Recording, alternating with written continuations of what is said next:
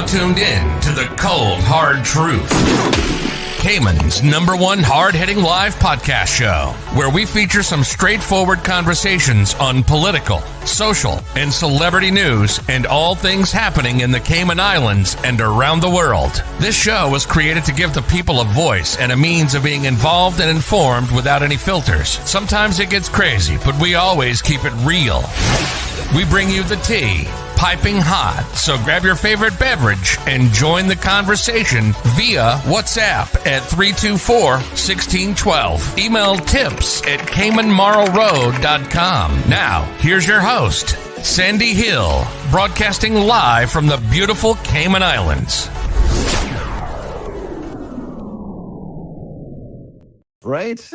Exactly. So we'll talk more about that coming up this morning. Time is 7:29 right now. Big news. I have some important news for you. Interesting news. It's Blake and Darren's Spilling the Tea with Sandy. Cayman's top news headlines of the day from CMR. Good morning, Sandy. Morning. Hello. Good morning. How are you? How's it all I'm going? perfect. We're here to spill some extra tea this morning. Extra tea. I mean, lots has gone on, and we're wondering about the raccoon first. Yeah, well, let's talk about Raccoon Gate. Oh my gosh. Isn't it crazy? Well, obviously, that's our headliner of the day is the raccoon story. Amazing. But yes, 2 raccoons managed to find their way to the Cayman Islands. I guess they were tired of our borders being closed as well. Yes, so they slipped in. They were like, listen, we need a holiday. But what were they doing in the container? Were they trying to be like They were looking for food. voyeuristic? They were looking for food. No, yeah. that's what raccoons do, I'm assuming. Yeah. So they're stowaways. They stole away and they came here and Do we know male, female, female? We don't know yet. Okay. I doubt that anyone in Cayman, in terms of like agriculture, probably knows anything about raccoons. How to sex raccoon, except what they've seen on TV, like the rest of us. I don't know. we were asking some questions like that. Like, did you capture a male? Did you capture a female? They don't seem to really know yet. And I don't know how they discover these things, but I guess they'll Google it. Oh my gosh. So they said they're junior raccoons, though. They're not like fully adults. So they it looks did look like small. they were just sorry. They did look small. Yeah. So you posted a video up on CMR. Was that the capturing of just the first one, or do they have the second one now? No, that was just the first one. Oh, okay. So the other one is still on the loose. It's still very much on the loose. Oh, wow. Okay. Yes. Well, they should go out and look at night because they're nocturnal. Try dumpsters. Yeah. They don't come out during the day. Yeah. Well. So I can only imagine this raccoon is like having a blast in terms of like, what's going on in the Cayman Islands, completely new territory.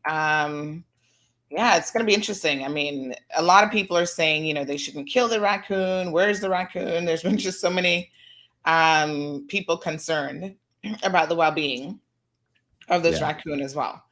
Now, I've understood that we cannot send the raccoon back. We can't repatriate the raccoon back. Well, I was wondering what happens with that. Do they, it's kind of considered vermin in the States and they can carry rabies. And a lot of other diseases, actually. So they're so cute. I'm guessing that it'll get euthanized, maybe. This is my raccoon face today because they've got the cutest little faces. I got to tell you. But cute doesn't mean that you should keep it as a pet. That's for sure. Yeah. So, unfortunately, people are. It was. I think we needed a little bit of like, as a community, something that brought us together and comic relief. And the raccoons managed to do that. So, hey, shout out to Raccoon Nation. They did it for us for sure. And the memes were so crazy. Like everybody had a meme. I've even got a video this morning where the raccoon has gotten married to a cat now. And now he has status. I was officiating that wedding. Marriage of convenience, but here to stay. It's hilarious. Wild. It's been hilarious. And I mean, of course, there was a press briefing on Friday, which made what should have been the real big announcement. But even that was eclipsed by the raccoon story because even the premier had to bow down to the raccoon and be like, the raccoon had nothing to do with my announcement today. Yeah. it was just classic. Hey, all kinds of things get on this island. They come in containers, and Yeah.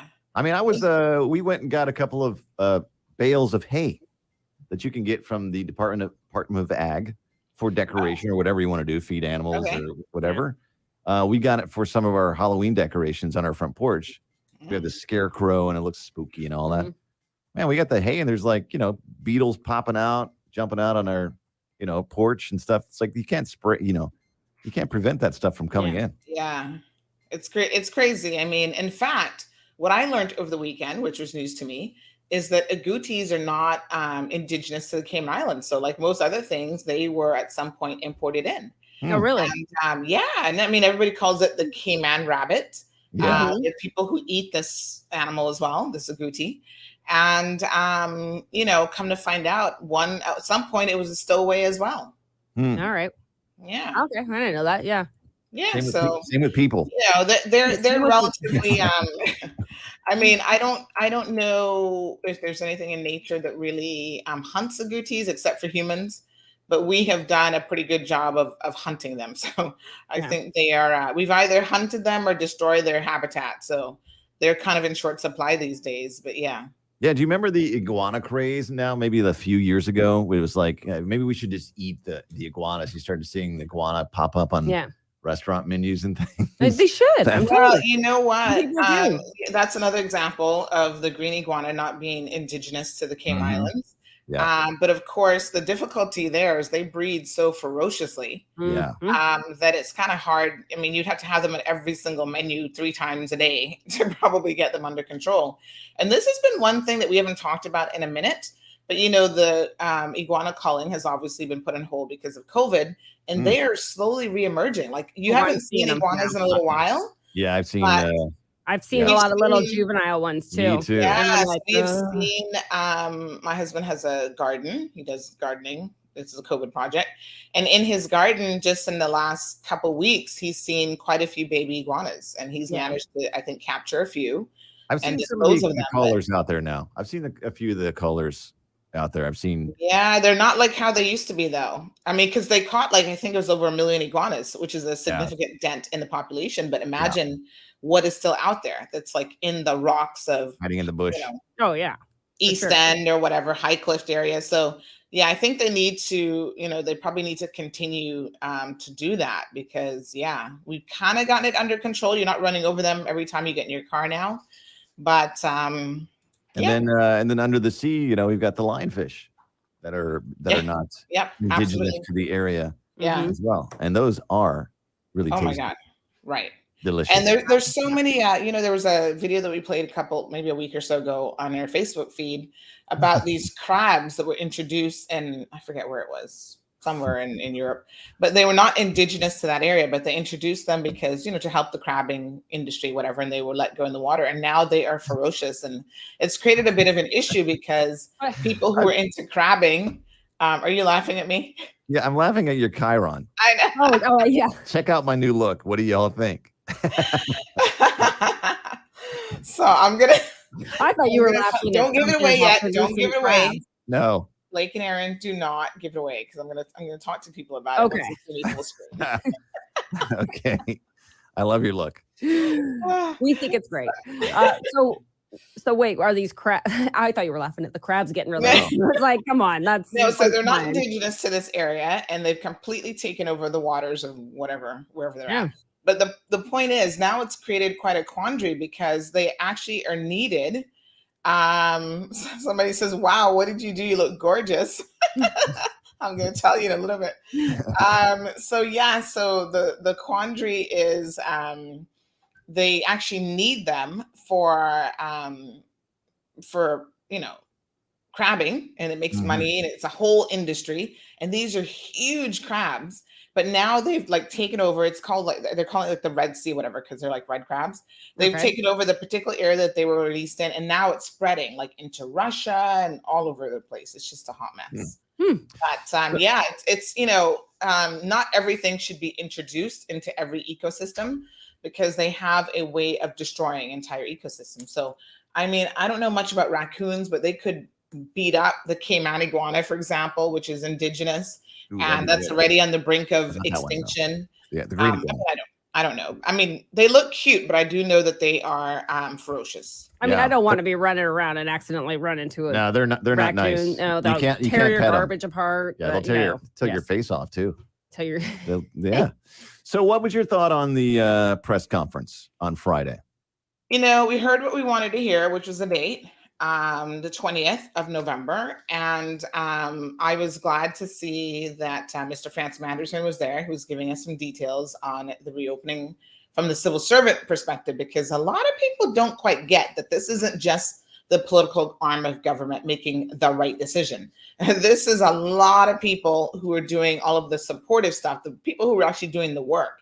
And if they're not together in terms of a cohesive plan, and they don't have plan A, B, and C together, then it's never going to work. So I was really pleased to see that they included him in the process, and that we, the people, were able to hear from him. So, it was good. And I thought, yep, we're moving in the right direction. This morning, actually, we're going to have a couple guests on at 8:30 from the Reopen Cayman Campaign. And they're going to talk about, from their business perspectives, why it's necessary for us to move forward to actually reopen the country. So we're all looking forward to that. On the heel of that, however, I don't know if you guys saw the story that went up late on Saturday about a man from Little Cayman who managed to travel to all 3 islands in 24 hours, an unvaccinated man. And when he was attempting to return back to Little Cayman, he tested positive. Wow. So where is he now?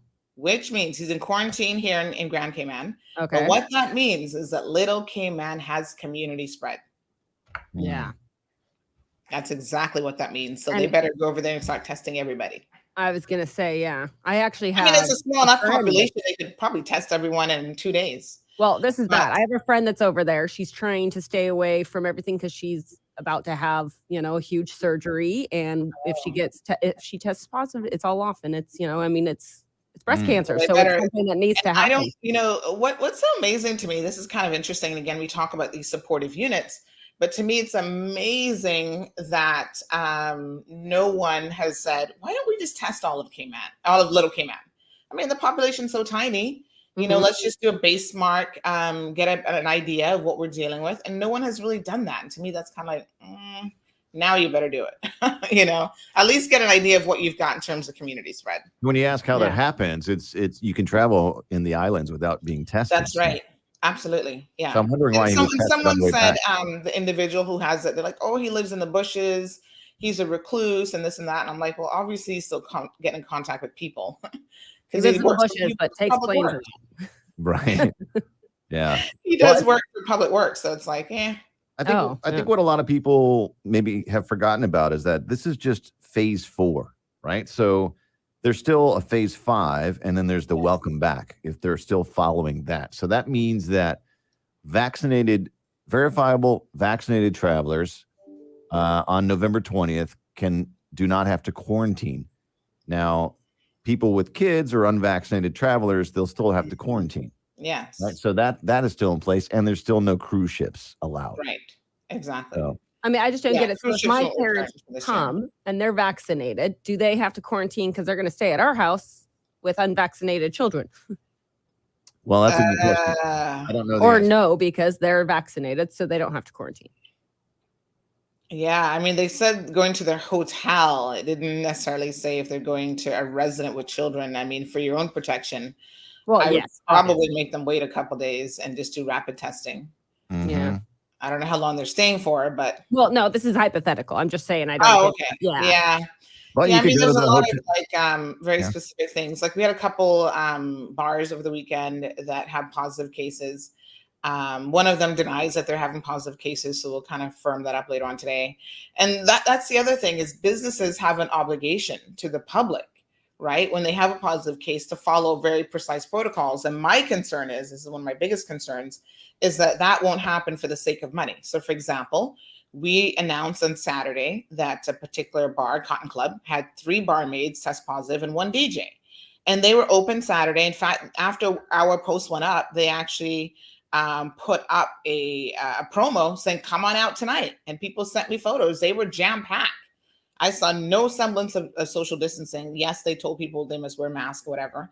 And then they were open last night, even after putting up a notice that they were going to be closed for the week and reopen on Friday for deep cleaning and sanitation. I'm like, what sense does any of this make? But, you know, people need to be smart. Individuals need to be smart. Businesses, I think, will have to answer to, I don't know who's going to be responsible for them, whether it's the police or public health or whoever, but if they're not following the correct protocols, then I think that's a problem. And believe it or not, workers are being pressured in these environments to show up to work or else. So even though they know their coworkers are positive and they are fearful that they will also be positive. And of course, once they become positive, there's no compensation for the weeks that they're going to be in quarantine. You know, they're not going to get paid. They're not Caymanians, so they're not going to be able to take advantage of this new option that government has, where they put together an ex gratia stipend of $1 million to help Caymanians and PR holders who have to go into isolation because of a COVID situation, right? Not travelers. So I want to be very clear about some of the criteria. We'll go into details later on. But, you know, work permit holders wouldn't be able to take advantage of that. And then they have some employers who are a little bit on the unscrupulous side, who are still forcing them to work, telling them not to wear masks and protect themselves, all this other stuff. And it seems like there has to be a clear message sent to all businesses. What will be the repercussions if you do that? Yeah, the law is that your server has to wear a mask. Otherwise, the owner or operator Yeah, well, I'm telling you, go into Smoothie King, because it ain't happening in every business. Oh, really? Oh, so you did verify that one. Wow. Well, on Friday, the COVID update was 30 new positive tests in the community, which included 11 children. Yeah. So it's out there. You know, it's out there. For sure. And those 30 people, you know, are probably interacting with. Cayman Airways over the weekend had to close their ticket office because they had a positive case. Customs headquarters had, I think, at least one, maybe two positive cases. So, I mean, it's out there. And we don't, I want to be very clear, because we announce all the positive cases that we hear about. We don't announce them because we're trying to fearmonger. We're actually trying to do the opposite. This is our new norm. Get used to it. And it's who's in the hospital right now on a ventilator? Anyone? No. Two no one people on a ventilator. Hospitalized.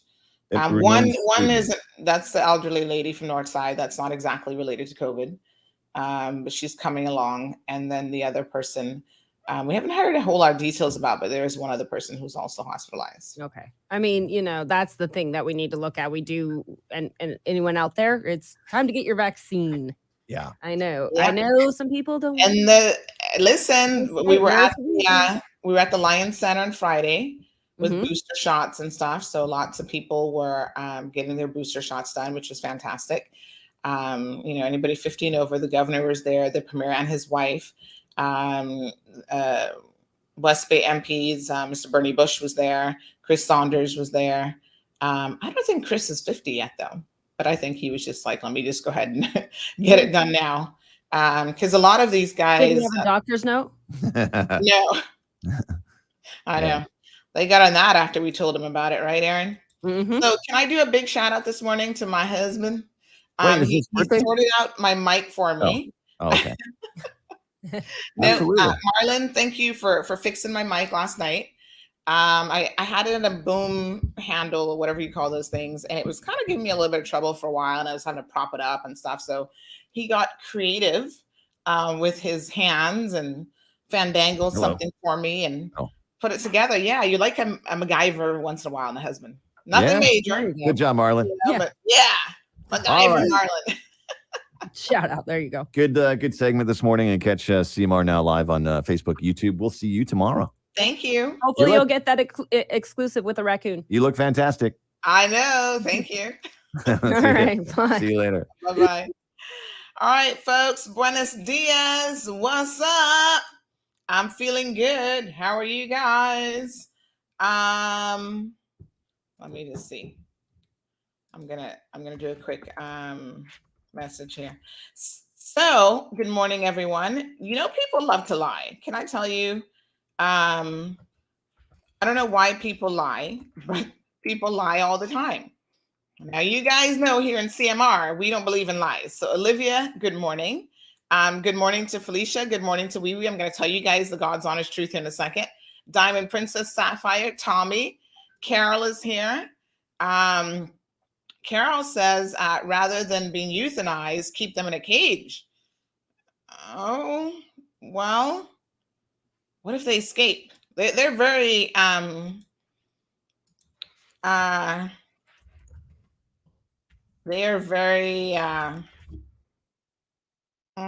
tricky in terms of their ability to do things. So I don't know. I mean, I'm not for euthanizing them. I would just wish somebody else would take them, like put them back on the boat.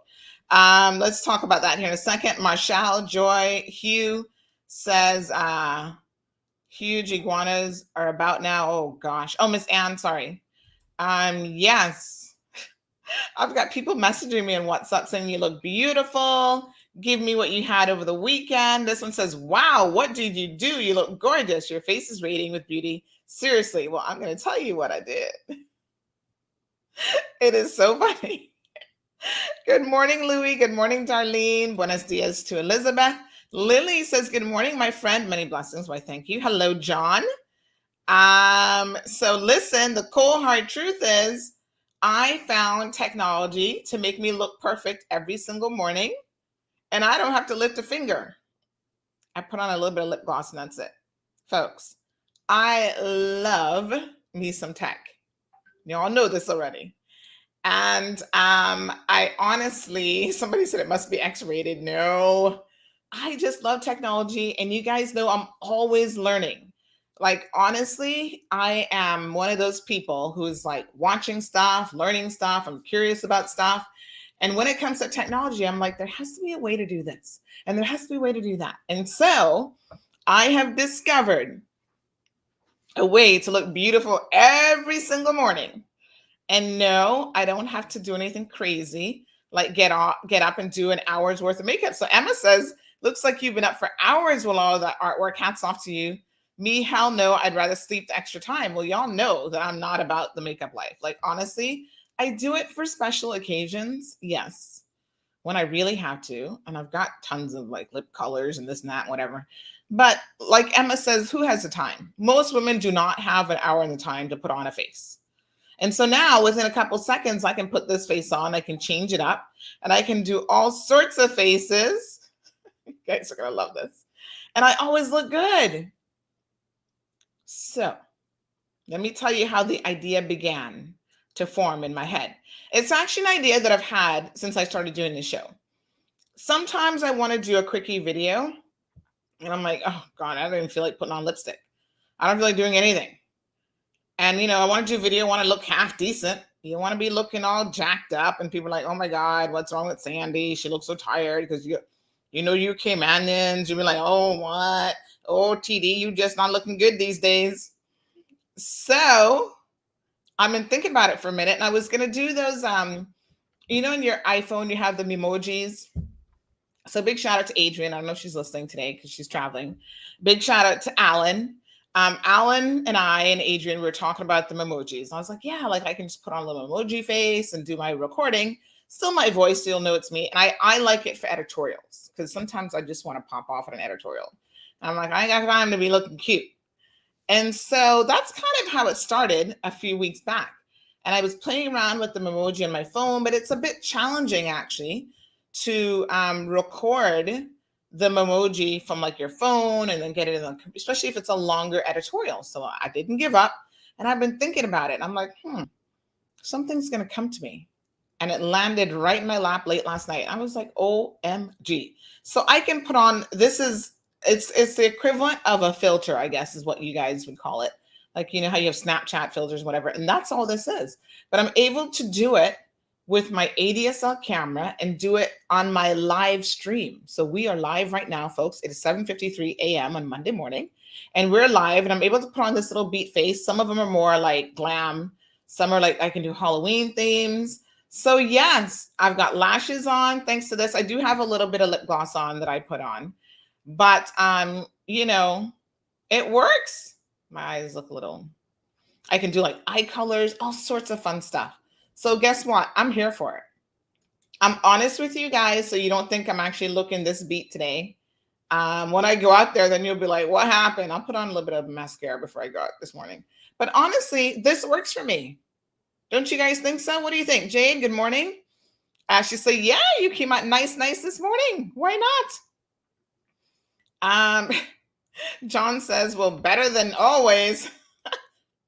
John, behave yourself. Yeah, you can imagine having to get on and put on like lashes and all that kind of stuff. You know the things that women have to go through to look good? Seriously, some of y'all go to the max. You do lashes every morning, you do contouring. I'm not Kylie Jenner. I'm not in the makeup business. But this works for me. Good morning, Emma. Says CMR family, sorry, Sandra distracted me with her stunning appearance this morning. Blessed day to you all. Jade is loving it. Miss Sue says, wow, look at you, Sandy. Looking good today. Must be up early. Nope, didn't get up. Not 1 minute earlier. So yes, folks, now you know the secret. The cat's out of the bag. You guys know, I'll just tell you what it was anyway, right? But isn't it amazing how just a little bit of something, someone even says that I look like I've lost weight. Well, I just started my new program last week, so I don't think I've lost anything yet. Woo! We're going to be talking a lot about my really poor diet, because can I tell you all something? The more you think about what you actually eat, the more you realize, I think in all of our heads, we're all a little bit like, oh, my diet isn't that bad. That's what we all say to ourselves. Oh, I'm already at 80% of where I should be. Oh, honey child. When you start writing it all down, nowhere near where I need to be. I've been lying to myself about being even 50% healthy, because I've been really giving myself a dose of the cold hard truth for the weekend in terms of what I want to eat and some of the decisions that I've been making. A salad or two a week just doesn't cut it. So yes. Yeah, don't you love the blush and stuff? Loving it. Rachel says in Bermuda, there's safe key digital verification apps with a QR code to show your vaccine status or recent negative test status before you can enter restaurants, barcodes, and gyms. Would that be a good idea here? Many people would take up a vaccine if they knew that it was needed to enter clubs and bars. I think everyone in the world is going to get to that point at some point, Rachel. So come. Good morning to Scott. How are you? Selena's here. Yes, Rachel says eyelashes for days. As you age, your eyelashes tend to become less prominent, right? And you really do need the mascara. Gosh, I remember when I was younger, I had the longest eyelashes.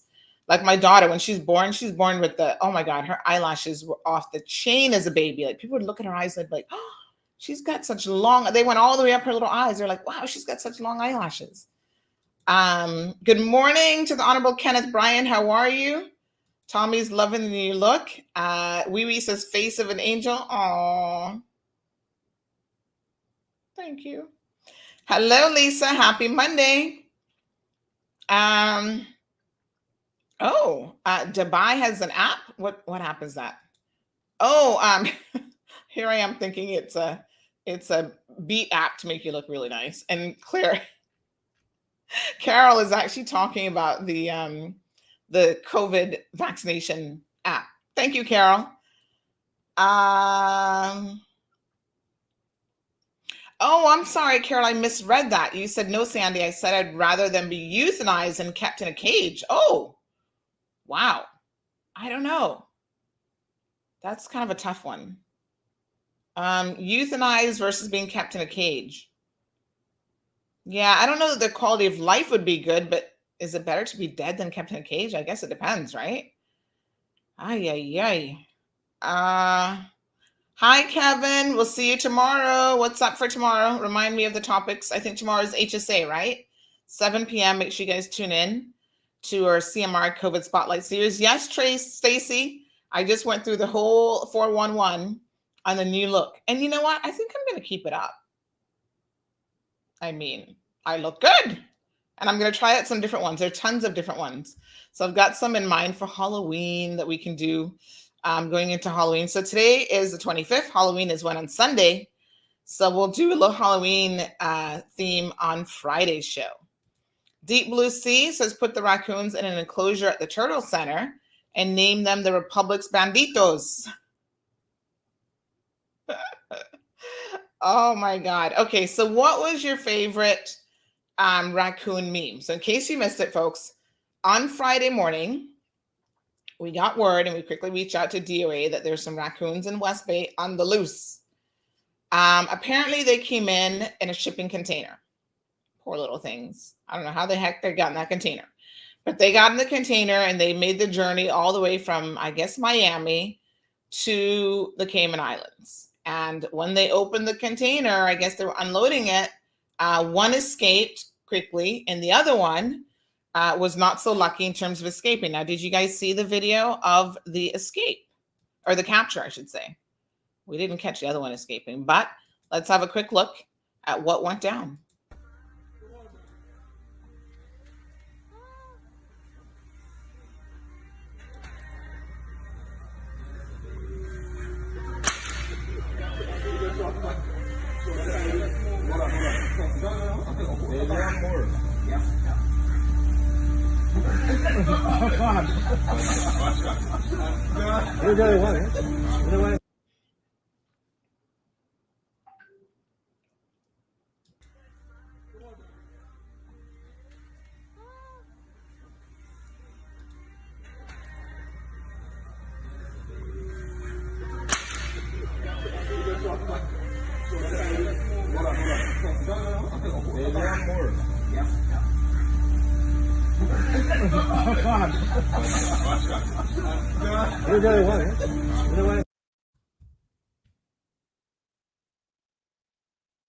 All right, folks. So there's a baby raccoon, junior raccoon, being captured. Like I said, the other one got away. He's somewhere probably still in the district of West Bay. They are nocturnal. So if you're one of those people who gets up, you're out late at night or early in the morning, if you see anything foraging in the garbage that looks bigger than the average rat, and it's definitely not a dog, I guess you'll want to call. Who are you going to call, by the way? 911? Do they have someone on standby over at the Department of Agriculture or Environment? Like, who's going to go and capture this animal? I hope they got somebody ready because they move pretty fast. I wouldn't suggest trying to grab it yourself because they might bite you and you don't know. They could already have rabies for all we know. Unfortunately, you just don't know. And raccoons do carry a lot of diseases other than rabies. I know we only think of them as, carrying rabies, but they carry other things as well. So they are known to carry. Let me tell you what they carry. So this is definitely not something that we want to have in our community. They are so cute, though. I think we're all very conflicted about them. They're considered to be very clever. And this one website says that a zoologist claims that they're actually more cunning than a fox. So very, very interesting. They have mental abilities of, that are pretty good, I guess. So they can they can open complex locks, up to 11 or 12 complex locks in fewer than 10 tries, and have no problems repeating the action when the locks were rearranged or turned upside down. So that's pretty clever. Because remember now, your children probably can't do that until they're 5 or 6 years old. So they seem to understand abstract principles of the locking mechanisms, and their learning speed is considered that of a rhesus macaque, which is a type of monkey. And monkeys can be very, very intelligent creatures. They're not that far off from us in terms of their genetic makeup. 1 or 2 little chromosomes makes a difference, but it is a huge difference nonetheless. So yes, they're cute because from a distance, I think that they're cute, right? And they kind of have that little bandit look, in their faces. So when you see them, you think to yourself, "Oh, they're such cute little things. They look like a little bandit." because they almost look like they're wearing a filter on their face. Right? Let me show you guys some close-up pictures. When I lived in Florida, I don't recall ever seeing a raccoon in all the years that I was there. I lived in Florida for like 15 years. I grew up pretty much in the States, and I do not recall ever having any encounters with a raccoon. Nope. So here's a little raccoon foot. Ooh, look at those nails. Ooh, honey child, he needs to get a little pedicure, manicure, or something. But obviously they use those nails for something. But look at the little paw. Isn't that the cutest little thing? Kind of looks like a human paw a little bit. Someone says they're known as trash pandas. So here's a little family of raccoons. I can see why people are like, oh, they're so cute. But yeah, you don't want these little guys getting loose in the population. They can climb. So that's the other thing, is obviously they may not be, they may not just be going through the garbage. They could be up in a tree. So look up. Look up as well.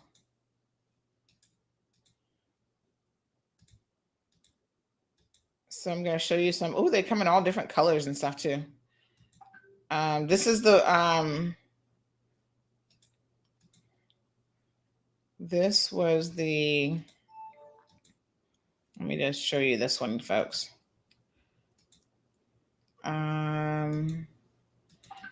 obviously, that one.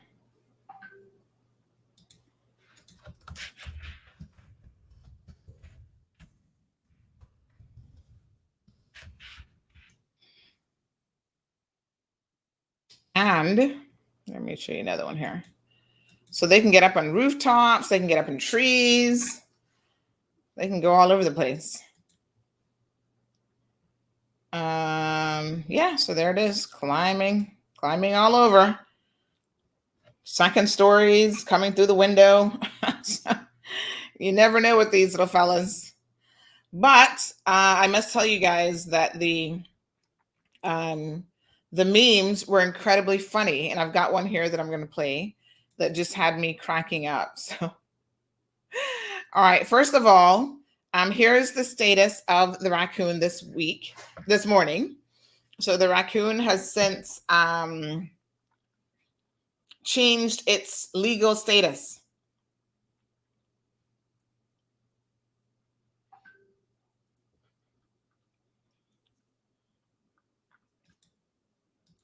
So isn't that funny? The raccoon, I don't know if they meant to do that on purpose. Raccoon now is married to a West Bay thing and fully has status, no doubt, and is ready to go. There you go. Got that situation sorted out. So everybody was like, yes, the raccoon is, came here, landed illegally. And then on top of landing illegally, breached quarantine, and now it's out and about. So I got to tell you the truth. I could not help but laugh at some of the memes and stuff. I'm going to show you guys one more that was hilarious. So right away, everybody, like I said, I kind of felt like everyone needed a bit of comedic relief this morning or into the weekend. And that's precisely why these memes really took hold as they did. And I was here for it. I thought it was funny. Some people were a little bit offended. They're like, why are we making fun of the raccoons and what's going to be their plight? And I thought, oh, Lord, can we for 1 minute just have a good raccoon laugh and not take life so seriously? And then after that minute, then obviously we got to, look at our options in terms of what will happen. To the raccoons. But I do understand if you're an animal lover, your immediate concern was like, oh my God, what's going to happen to this raccoon? So let me just pull up some of the memes. There's one about the raccoon trying to buy status, which was kind of funny. There was one of, I'm trying to remember what other memes they had. They had some pretty funny ones. Let me just see here. So one is still on the loose, just so that we're all very, very clear about the status of the raccoons. Let me find it here on Facebook, and then I'm going to show it to you guys. So yes, people are very, very creative with these memes and stuff. I think y'all are talented. Some of y'all have a lot of time on your hands, obviously. I'm hoping that you're putting that to good use and doing things that are meaningful as well. So let me just show you. Let me just show you. Okay, here we go. All right, so this was the one, this was hilarious.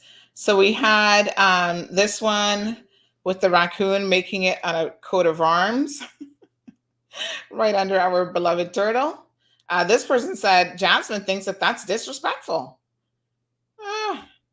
Lighten up, folks, lighten up. Here's the raccoon at, I think this is the Kimpton, enjoying a staycation and a glass of champagne. Here's a raccoon with Mr. Bush says, can I still get one status, Mr. Speaker? And Nona says, status granted. For $50. Wow, that's cheap, Mr. Raccoon. We're giving it away. Cayman Waste says, newest CNB hire. Here's the raccoon at the teller desk processing your money, wearing his little tie. We use this one in our story. November 20th. Yes. The raccoon is telling us we are opening up. Remember in Florida, they always do the, what's it called? What's the little thing that pops out of the ground every year to test? They don't really do it in Florida, but they do it in other places in the US because Florida doesn't really get a proper winter most times. But they do it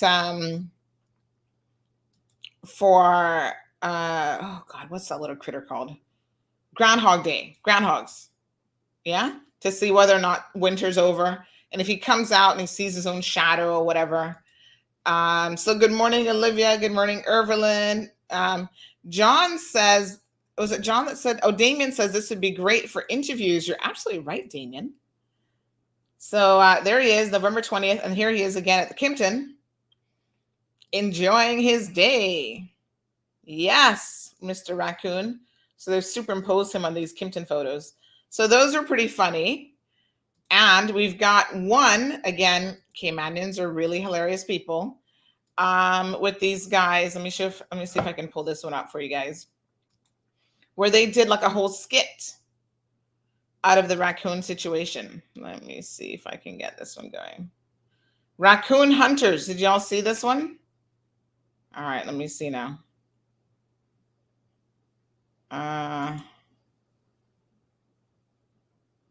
I'm waiting for it to upload. All right, while we're waiting for that to upload, I'll read some of your comments. So good idea. John says, and after you're hired, they might say, nope, that's not the person I hired. Oh my goodness. Good morning, Miss Maria. How are you? Jonathan is here. Thank you guys so much. Thank you, Shireenbo. So just a reminder, folks, I do not have on one lick of makeup this morning. This is just modern technology making me look sleek and on point. Yeah, I'm here for it. St. Martin in the house. Good morning, Jonathan. Marv is here for it. Good morning, Athena. Omiria says, good. Hold on now. Yes, I scrolled a little bit too far. Good morning, K-Man. Have a blessed day. You look stunning. Why, thank you. It's amazing. Hero Blair says, I always look beautiful. Thank you. Lewis, how are you? Back from LCE, and the country's open and life is going on with business, and they only have like 2/3 of population vaccinated. Life goes on. Where is LCE, Lewis? What country is LCE? Thank you, Stacy. Vernita says, you have lost some weight. Don't do it for weight loss, do it for health. Well, you know what I think happened is during the election, I lost weight because I was running up and down. doing campaign stuff. So I think I probably lost like 5 pounds. Nothing major.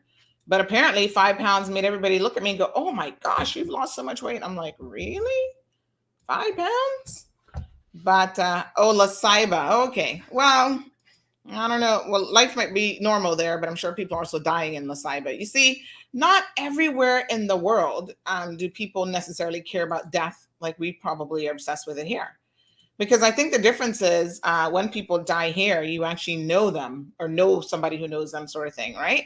So death in Cayman can be very, very personal. When I lived in Tampa and somebody died and I saw it in the obituaries, I was like, okay, whatever. I mean, I don't even know this person. So raccoons are usually nocturnal, but they can be active in daylight to take advantage of available food sources. So if y'all have outdoor food right now, I'm sure this raccoon is going to be digging through that. The diet consists of about 40% invertebrates, which would be things like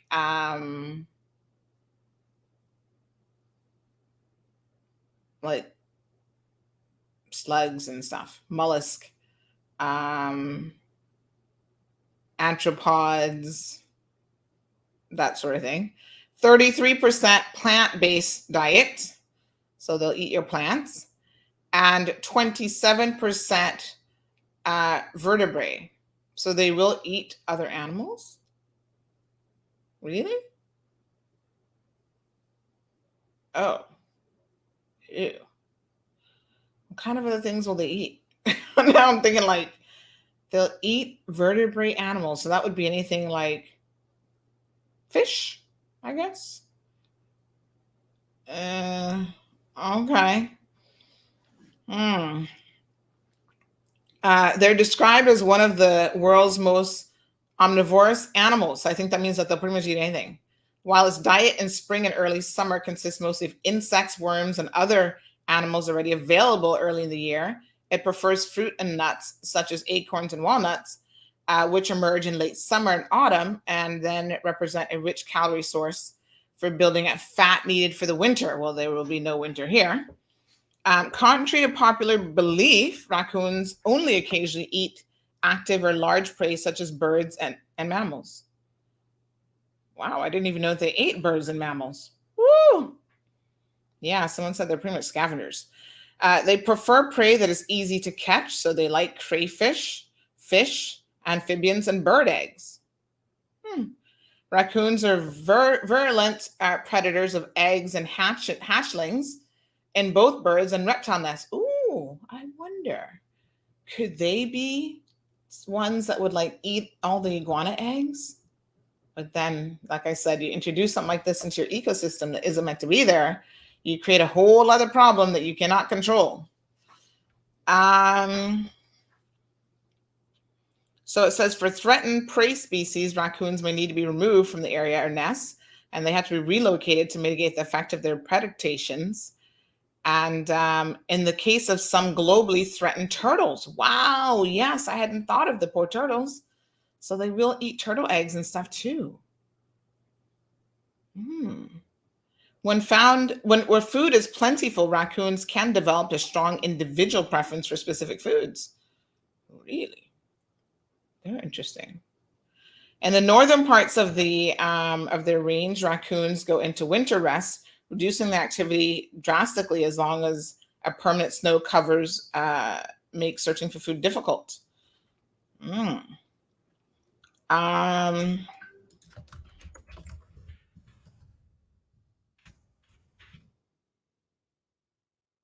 So life expectancy, they can live for more than 20 years.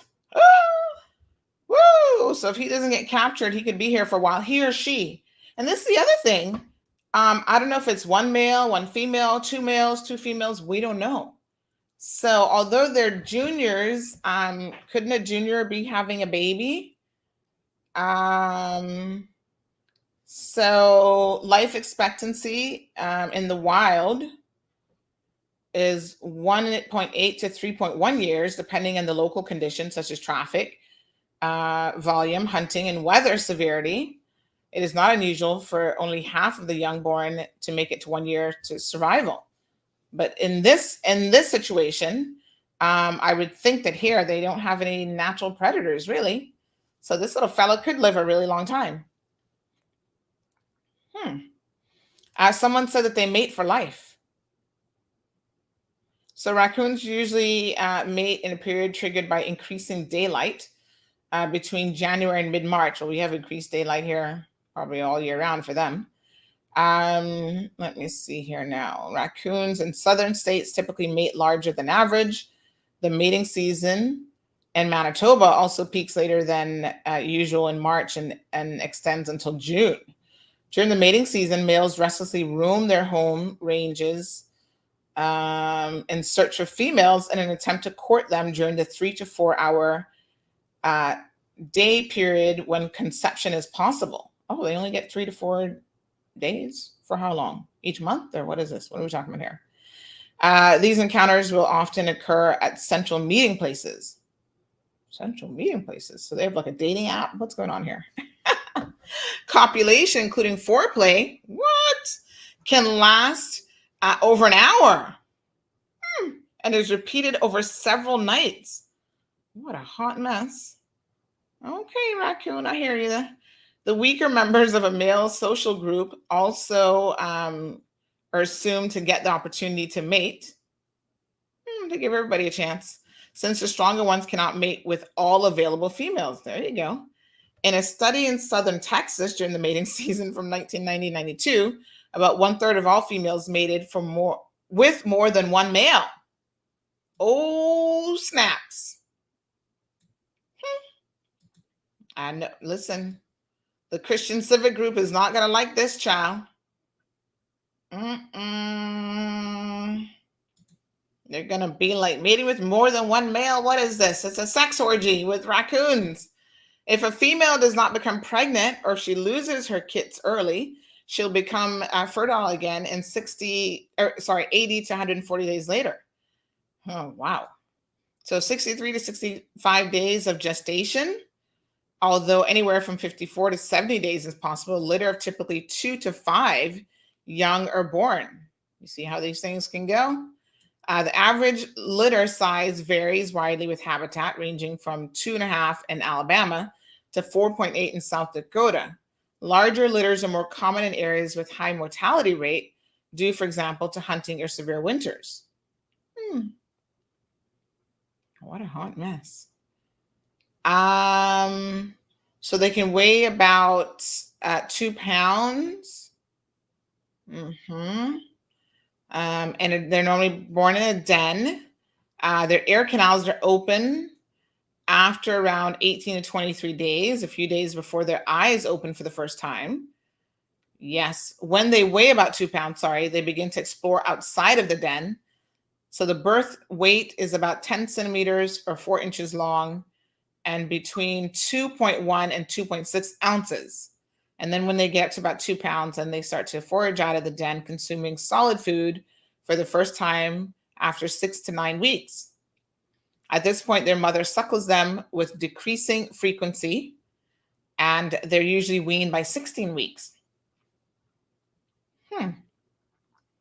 And then in the fall, after their mother has shown them dens and feeding grounds, the juvenile group split up. While many females will stay close to the home range of their mother, males can sometimes move more than 12 miles away. And it says that this is considered an instinctive behavior, preventing inbreeding. Isn't that something? Very interesting. So again, life expectancy can be upwards of 20 years. And let's talk about their diseases now. Let's scroll down. There's a lot of information here about raccoons. They have been studied extensively. So health-wise, raccoons can carry rabies, which is obviously a lethal disease. It's carried in the saliva and transmitted by bites. What else do they carry? I feel like they carry other stuff as well. Do we get rabies shots here?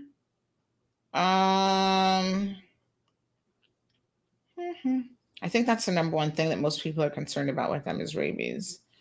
But I do feel like they carry other stuff as well. Oh, yes.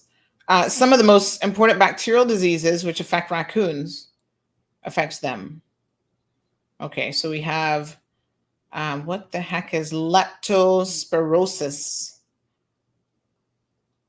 Listeriosis, bacterial infections. Tetanus. Oh, that's also known as lockjaw. Yeah. Tularemia. Rabbit fever. So that's what affects them. So they can, other pathogens carried by raccoons: distemper, epizootic, which I've never even heard of before.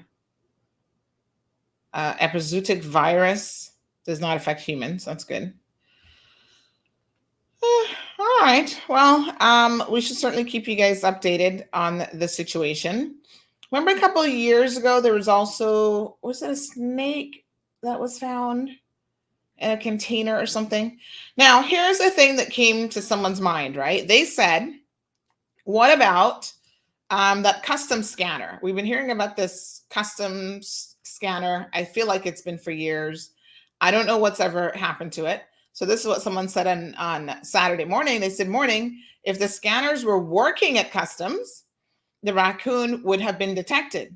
What else has come in undetected over the years? So there is a situation, and I need to try to get an update on this, but apparently customs purchased these scanners. I'm hearing it was a lot of money.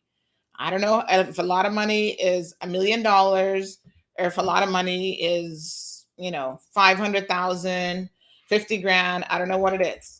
But they purchased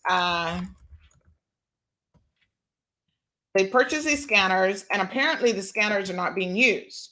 Now, why are they not being used? I don't know. Are they not working? They're just not using them because somebody's lazy. I have no clue.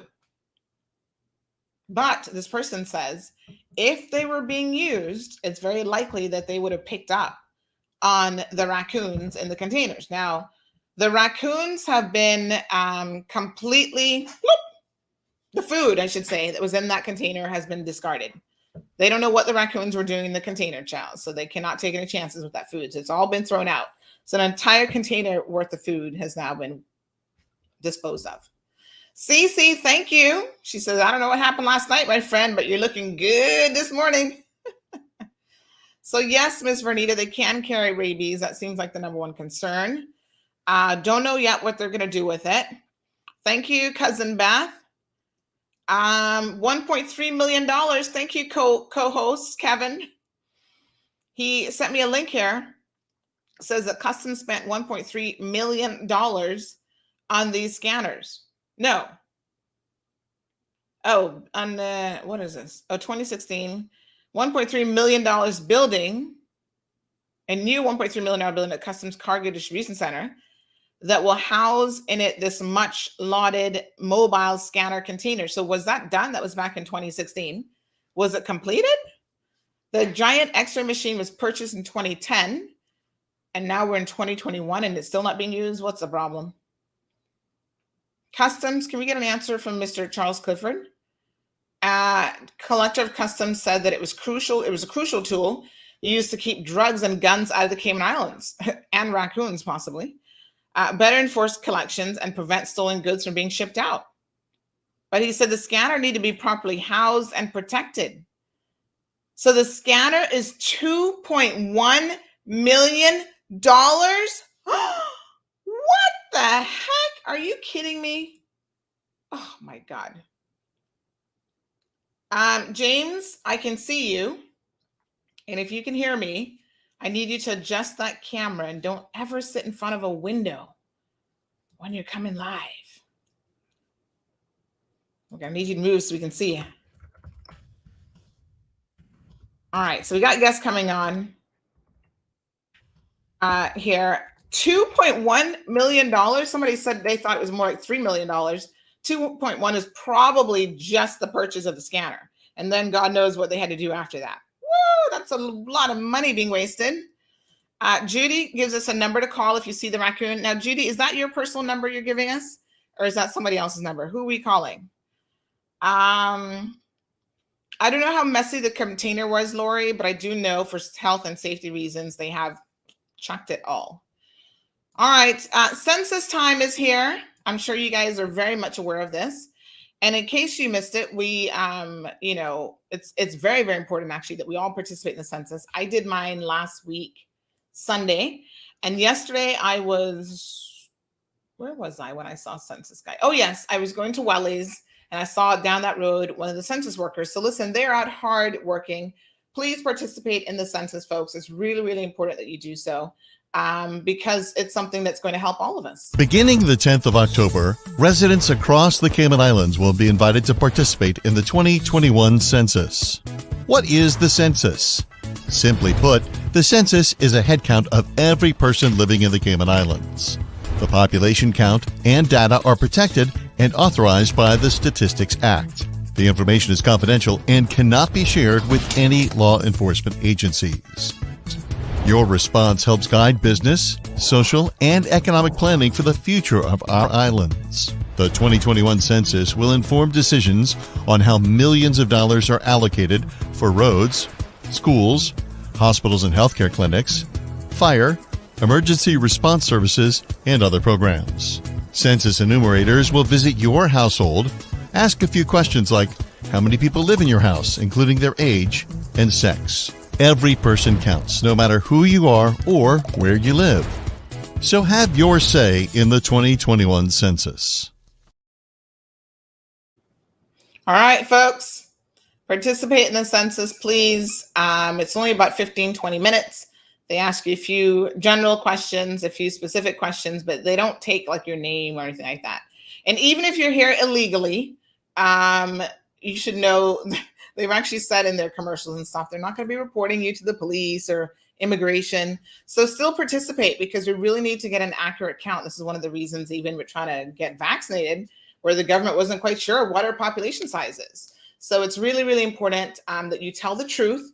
You know, if you're harboring a fugitive of some sort who's been living illegally in the Cayman Islands, still tell the census person. They're not here to enforce any of those rules. They're just here to gather the information. And with the gathering of information, they can have a much better idea of what's going on with our numbers. So we've got some guests in the studio. Deep Blue Sea, thank you so much. He says that I can think of a few things in Cayman that are way worse than those raccoons. Someone said to keep them at an enclosed encounter at the, I guess, the turtle farm or something like that. I don't know, because these things can get out. So I guess you always take a bit of a chance, right? So, all right, let's put the raccoon situation to bed with, is this video not ready yet? What on earth happened to me? All right, I'll find the video and play it later on. I feel like I've downloaded it and I don't know where it's gone. But anyway, there's a really funny video, Raccoon Hunters, that was done by a couple of Caymanians. They always do these comedy skits and it's totally hilarious. So we'll have a look at that a bit later on. In the meantime, Judy and everybody else, please stay tuned. Again, Judy's giving us a number to call DOA. Oh, thanks for clarifying who that was. 916-5435. If you see the raccoon, please reach out. Natasha says they love attics, crawl spaces, and dark spaces. So yeah, we're going to try to find out what is going on with the custom scanner. Why have we spent over $2 million on something that nobody's using? That's just crazy. Kenneth says, I think we should give this raccoon cabinet status. Don't even go there, Kenneth. Don't even go there. But again, it's a bit of comedic relief. We've got Paul Pearson joining us this morning. Good morning, Paul. Good morning, Sandra. How are you? I'm doing wonderful. And James Boval. Good morning, James. Hi. How are you guys doing?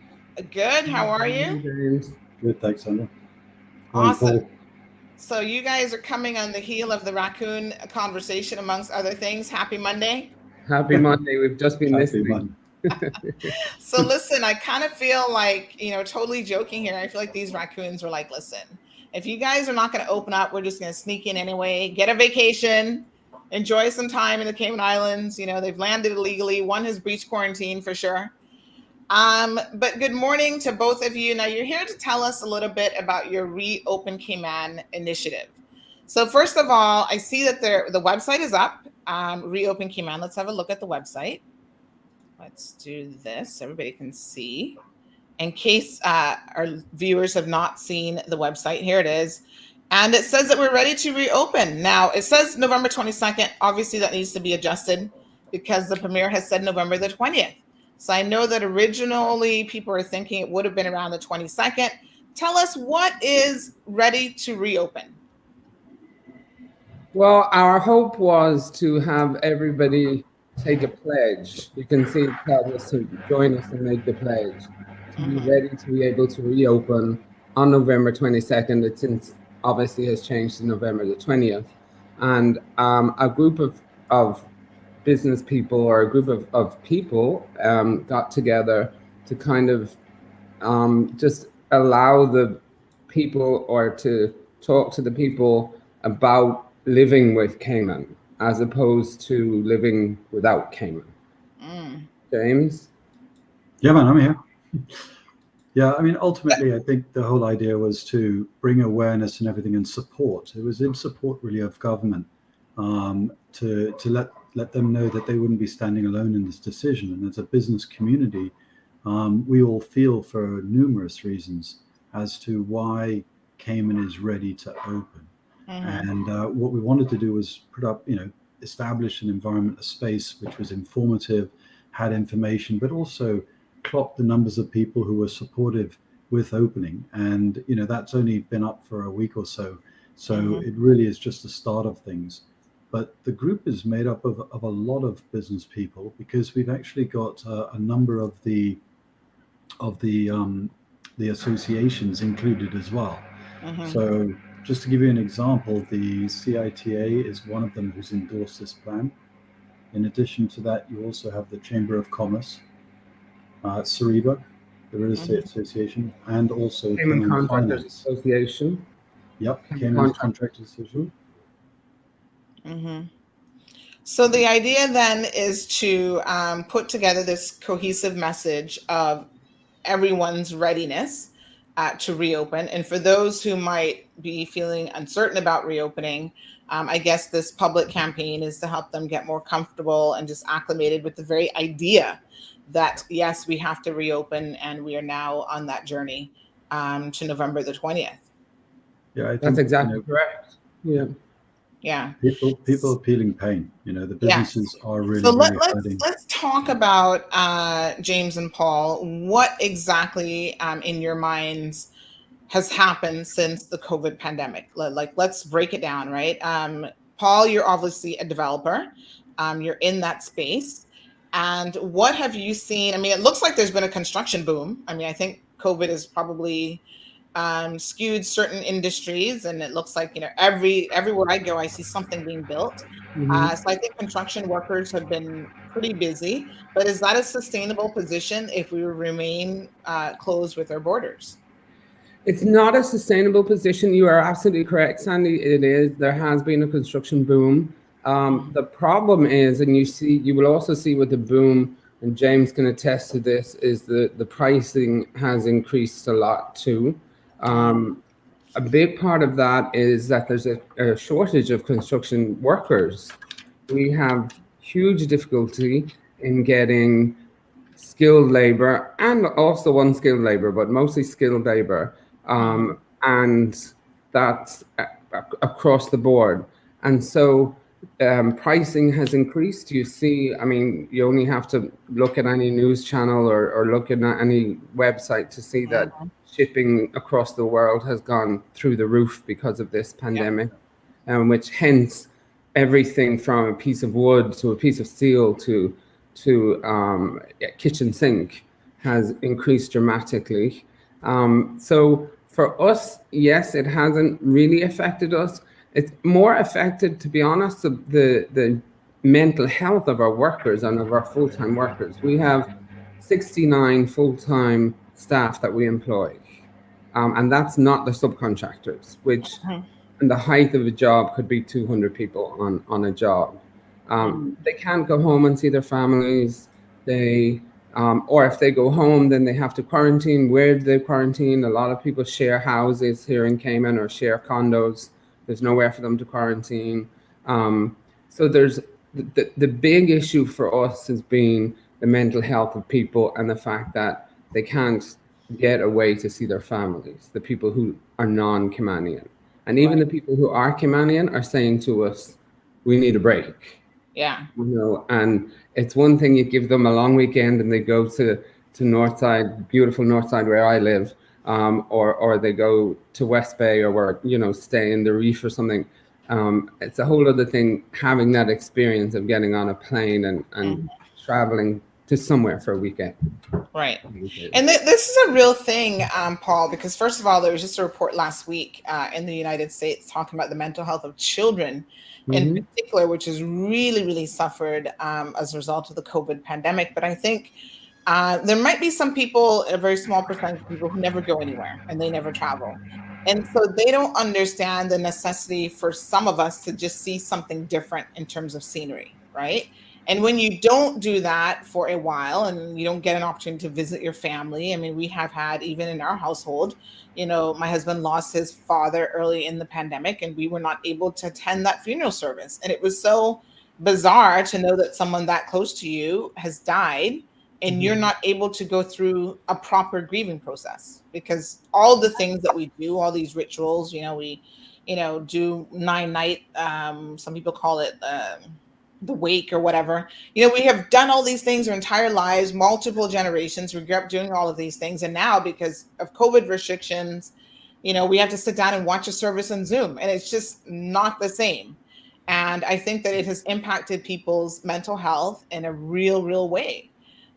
So when some people say to me, well, we can just stay closed forever, I think it's such a peculiar thing. And I wonder what kind of life were they living before the pandemic where they could think that that's okay. You know, there are times when I literally have to just go to Miami for a day, even 12 hours, sort of just resets my brain a little bit, and helps me cope better with all sorts of stuff. Not to mention, as a business owner, the things that you have to do and, you know, the logistics of just getting on with your life and getting things ordered and, you know, whatever. But I think that there really is a serious mental health concern when it comes to remaining closed. And we have been in this amazing bubble, and it has been amazing in many respects, but the bubble has to eventually be burst, right? We had a meeting with Government Caucus the day before the announcement, so last Thursday. And she won't mind me saying this, Shannon Seymour was there, and Shannon Seymour has 30 mental health professional workers. And she said they have never been busier, and she's very concerned. Whilst, great, you know, her business is booming, and I know other counselors and other clinical psychologists and so on and so forth who are, they've waiting lists for people to come and see them. At the same time, they're extremely concerned. And you're exactly what you're saying. It's across all generations. It's from children all the way up. And yeah, like that, I have the means to be able to get away and to quarantine if I so wanted to. But I lost 2 uncles and a grandmother, being a big Irish family, in the last 18 months. And of course, I would have gone to Ireland for their funerals, especially my grandmother. And we couldn't. So I understand exactly what you're saying. And that was one of the biggest reasons, as well as we understand the economics of the country is doing better than we thought because of the financial services industry, because of the real estate industry, because of the construction industry. But what about all those thousands of people who are involved in tourism that is null and void, you know? And somebody said we have own a place at Get Nailed and more in Caribbean Plaza, and one of the girls said, well, we don't, you know, don't rely on tourism. And one of the ladies said, well, actually, I would have come to see you every 10 to 12 days to get my nails done. Now I come every 13 to 14 days, you know, or 3 weeks if I can let it go 3 weeks. So everybody is inadvertently affected by tourism. Ken Thompson, my business partner, who everybody knows, sells obviously a lot more patties and a lot more food and a lot more baked goods when the tourists are on the island, because the taxi man is buying more, the the lady in the grocery store is buying more off of him. Yet you would say, well, he doesn't rely on tourism, but he does very much so. So is that what we want to do? Is the whole campaign is to have Cayman kind of shift from the suppression mode into coexisting with COVID, and that's COVID is here to stay. Yes. Just to Well, piggyback on that. we saw I think it was Louis Brown earlier saying that in La Ceiba, you know, he just got back from there and everybody's, you know, living life as normal. And we have been doing a series of interviews even here on CMR. Kevin Watler, who lives in Lakeland, Florida, has been interviewing Caymanians living abroad, and they've been talking about their experience. We did a wonderful one on Friday. In case you guys missed it, folks, go back to the YouTube or the Facebook channel. And he interviewed, oh gosh, it must have been like 5 or 6 Caymanians living all over the world, the UK, the States, and so on. Asking them what life is like living in an environment that, you know, has COVID all over the place, and how has their individual lives been impacted.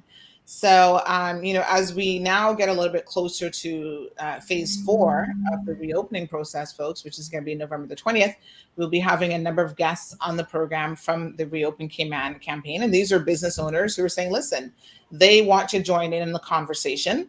They want you guys to understand that they fully support the government and trying to reopen as safely as possible. But there's no way for us to remain in this bubble that we have enjoyed, because the bubble hasn't been a perfect or an ideal bubble. It has largely kept out COVID, but then again, we see not really, because we've got community spread that has been happening and we just didn't know it. So that's where it was ignorance is bliss. What you don't know, you thought you were, you know, okay with. But you know, Paul has said that there are concerns about people being able to pay their bills. You know, businesses, the survival of businesses. There are a number of businesses, folks, that have gone under as a direct result of COVID, and there are other businesses who are just teetering on the brink of having to shut their doors as well. Tourism obviously being hit the hardest, and James and Paul are not directly in the tourism business, but Paul was just giving us one example of that tourism dollar trickles down. And I often hear this, James. I wonder from your perspective, if you can tell us from the perspective of real estate, because obviously you're in the real estate business. When people talk about, oh, well, I don't work in tourism, right? That's what they say. I don't work in tourism, so that doesn't impact me. I'm in financial services, or I'm in the food industry business. Tell us, how do you see, how broad is the trickle down from tourism? Like, does it impact your business, your potential clients? Tell us what you see happening. Okay, thank you for the question. I think absolutely. The big thing that, I mean, as a direct impact, we get a lot of business that comes from tourism, because someone usually comes here and they'll stay and visit for, you know, either the first time they might stay in a hotel, the second time they might stay in a condominium, the third time they're starting to think about considering purchasing in Cayman. And so obviously those purchases and those investors into the Cayman market then mean that you've got people who are attached to Cayman. So they come back and forth and they're spending money on an ongoing basis in Cayman when they come to visit.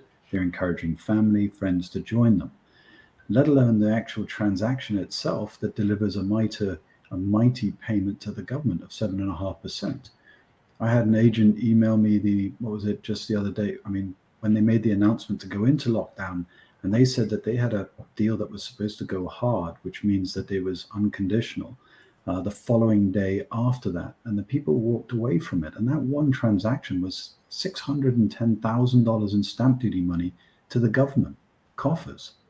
I had one that I got an email, 2 days ago, just it was not related to the announcement. I was following up with a buyer that I was interested in. They said they were going to go look at Turks and Caicos. Well, they emailed me to say, look, we just purchased in Turks and Caicos. Now, I just spent the weeks before that prepping them and getting them aligned to come here, giving them information, and they were looking to spend $4 to $5 million. That's $337,000 that the country lost in revenue. Now, you know, as much as everyone thinks it's easy to replace to be another buyer, yes, there will be, but we have to now encourage those people, educate them on Cayman, and bring them up to speed to get them to buy a transaction. And so that's directly from our business perspective as to, you know, helping the country funding it as well, but also supplying these bodies to the country that come and visit on a regular basis. And the bit that I think is really critical is actually, and the reason why I think it's so important that all of our businesses need to be open and active, is because it's not the, what makes Cayman great are all of the little pieces that add up together that make for the lifestyle. It's the many great quality restaurants. It is the places we can go and visit, or our tourists can visit. It is the landscaping. It is, you look around yourself and you see all of these wonderful things, the schools and all the ancillary services. But if people don't have businesses and opportunities to derive a revenue, then we start whittling away at all these niceties and these extra things that really make it so wonderful for people to come to Cayman and enjoy. And it even goes a step further, because you now think about people who actually come to Cayman and choose Cayman as a place to work. How are businesses supposed to encourage people to come to Cayman and work if it's not all about the money? It's about lifestyle. It's about all those little extra things the kids can go and enjoy, whether it's the skate park or go out to the movies or to playgrounds and things like this. There's so many little things that they want to do. And if all of these little businesses, not little businesses, some of them pretty big, are impacted or go away, it undermines our value, I feel. And that's why I think it's so important that we do open and we get back to some sort of normalcy. I mean, we're the number 4 in the world as far as highest vaccinated countries. I mean, there are countries way down that list that are open and active, and I think there's a lot of justification for it. I feel, our medical support and services, the beds we have, all of these things, our numbers are extremely high in relation to our population. And so we have the means as well to look after those that might be challenged as time goes on. But also it's about educating the public as to how do you live with it? What's our mask routine? How do we enter a place of business? How do we, keep our distance from each other, and kind of getting us up to speed with those processes so that we can be well prepared for when the doors open. I mean, I'm sitting in London, frankly, right now. I came over to see my kids and wife because I haven't seen them in a sort of 2.5 months. So I was able to come and see them. And, I'm walking around here, and it's actually your choice if you want to wear a mask on entering a business. Even when you get into cabs and Ubers and things, they might be masked up in some cases, but not all of them are. I always get in, I have my mask on, and I ask them, do you want me to wear the mask or not? And then it's my choice whether I wear it or not. But, and so life is very much normal in these places. It's just getting things that are so difficult, because still there's so many people that haven't gone back to work. And I think that's what we're finding in Cayman as well, that, staffing is becoming a real issue, being able to supply the service or give the service that you want. Now, before we get into some comparisons, because we did an article, funny enough, a month exactly today, on TCI boasting these extraordinary tourism and property sales figures. We can delve into some of those details compared to kind of what's been happening in Cayman. But we do have a few viewers who are commenting. So we've got Miss Darlene says she's happy that we're reopening. Good morning, Miss Dorothy. Damien says people just repeat history. Miss Darlene says, Cayman, we can do this. It's time. We are in a much better position than most of the world. And we can show some slides here in a second to demonstrate that, in fact, that does seem to be the correct position. So give me 1 second here. Here we are. So overseas territories, this is our vaccination. So in overseas territories, we're trailing behind Anguilla. Now, I don't know. I mean, we're obviously, I think, a little bit, I think this is double vaccinated. So this might have gone up a little bit. The Premier announced on Friday, folks, that he is confident that we will reach that 80% mark, which is the mark that we wanted to get to before reopening. We'll reach there by November the 20th.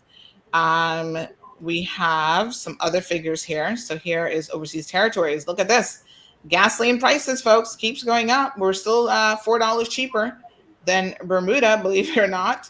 but we're on par with Montserrat and Anguilla at an average of $6 for a gallon of gas. Turks and Caicos is at $5.50. The Virgin Islands is at $4.30. But we do indeed enjoy one of the largest vaccination rates in the entire world.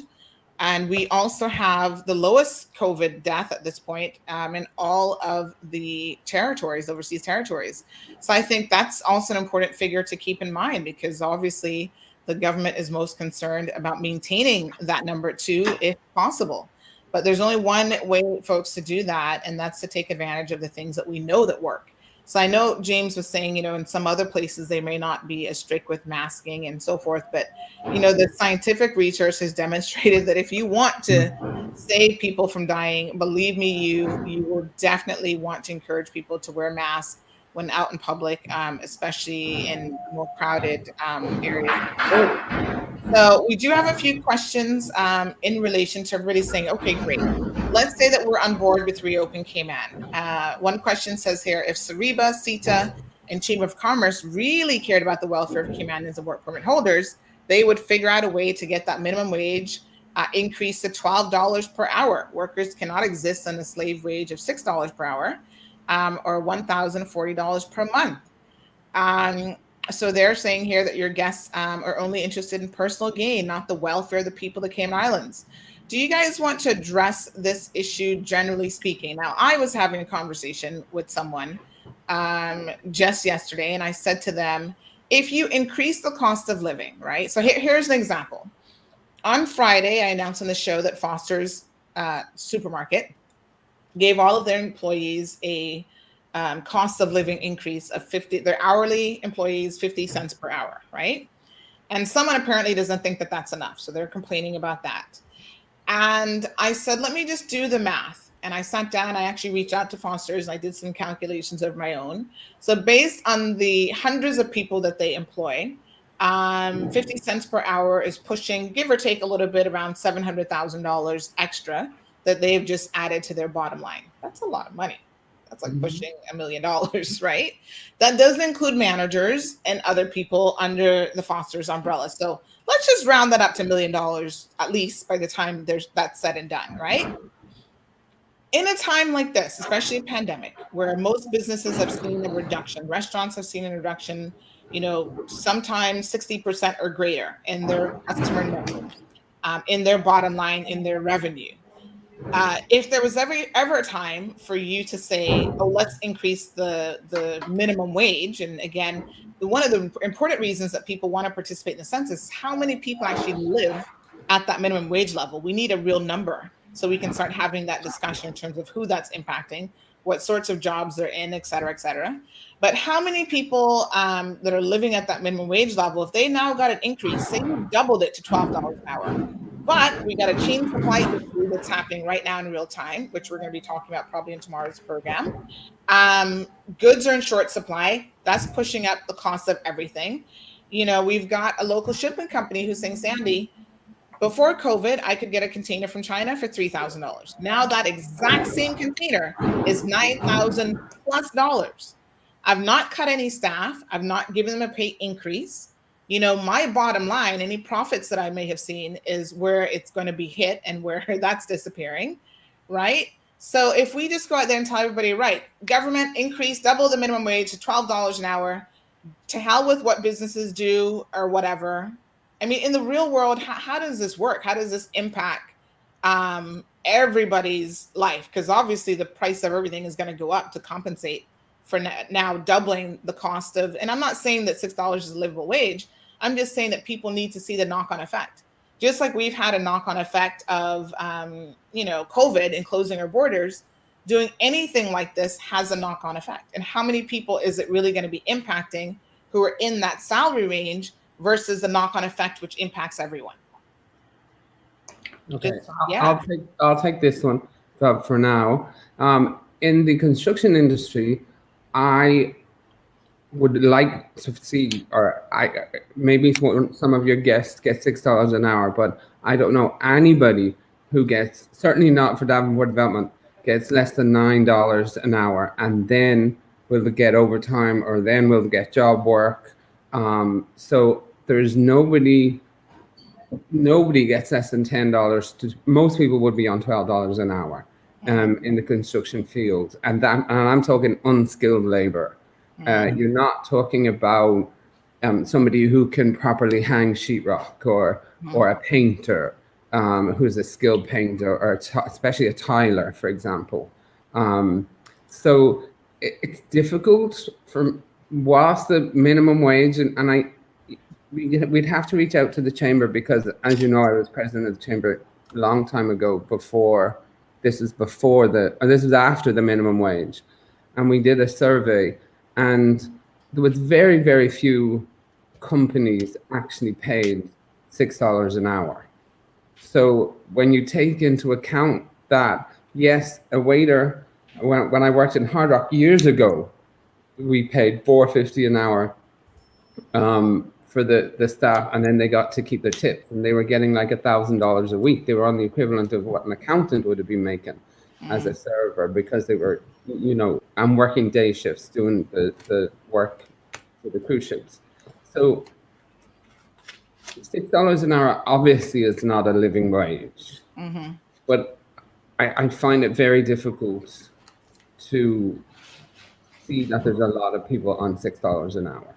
Right. I was the only bit I was gonna add, Paul, was exactly what you ended up saying, which is really, I think the $6 an hour wage is more for people who also have the opportunity for gratuitous pools, and so ultimately, though their initial pay is based on the hourly amount, the upside they can get can be actually much better.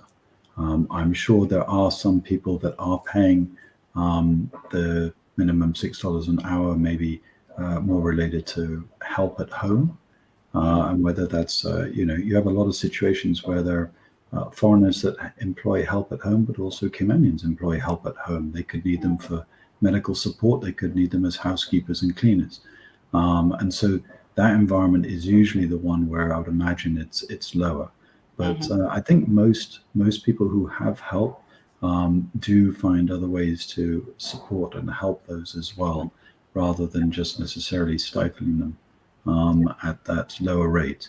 And frankly, I don't know what the number is if you're talking about 100 people or 1,000 people or 5,000 people who are. And that's why those figures from the ESO are so important, because even as a business owner, when they send you the annual service that they do, especially for retail, they always send it to retail people, fill those out, folks, because that gives them an idea of exactly how many people are being paid $6 an hour. Is it majority domestic and retail?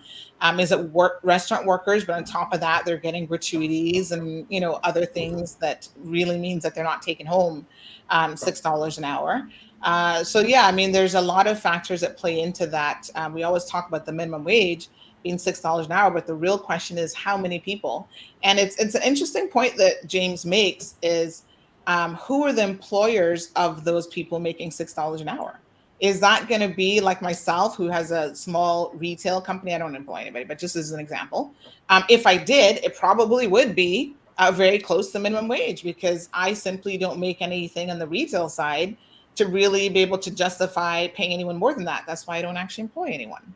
So the choice is employ someone at minimum wage and give someone a job who would most likely be, someone just out of high school, no skill set, whatever, or an expat worker that I have to then take out a work permit for, or find a way to actually not have to employ anyone at all. I choose the latter because of the headache involved in staffing. This is just a little bit off topic here, but just to answer that question, when people talk about and hyper focus on that $6 an hour, you've got to really put that, I think, in full context. So Jackie says that there are families with children under 12 who are really struggling after Friday's announcement. Hopefully government will soon allow fully vaccinated residents to travel with unvaccinated children and to quarantine upon return, at least for residents.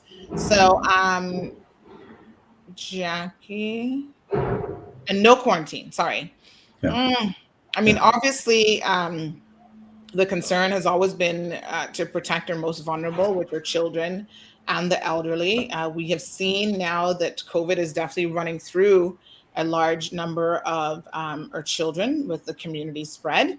Having said that, Jackie, the game changer is on the horizon, because I think it could be in a matter of the next couple of days that the FDA and other agencies will actually be approving a vaccine for children 5 and over.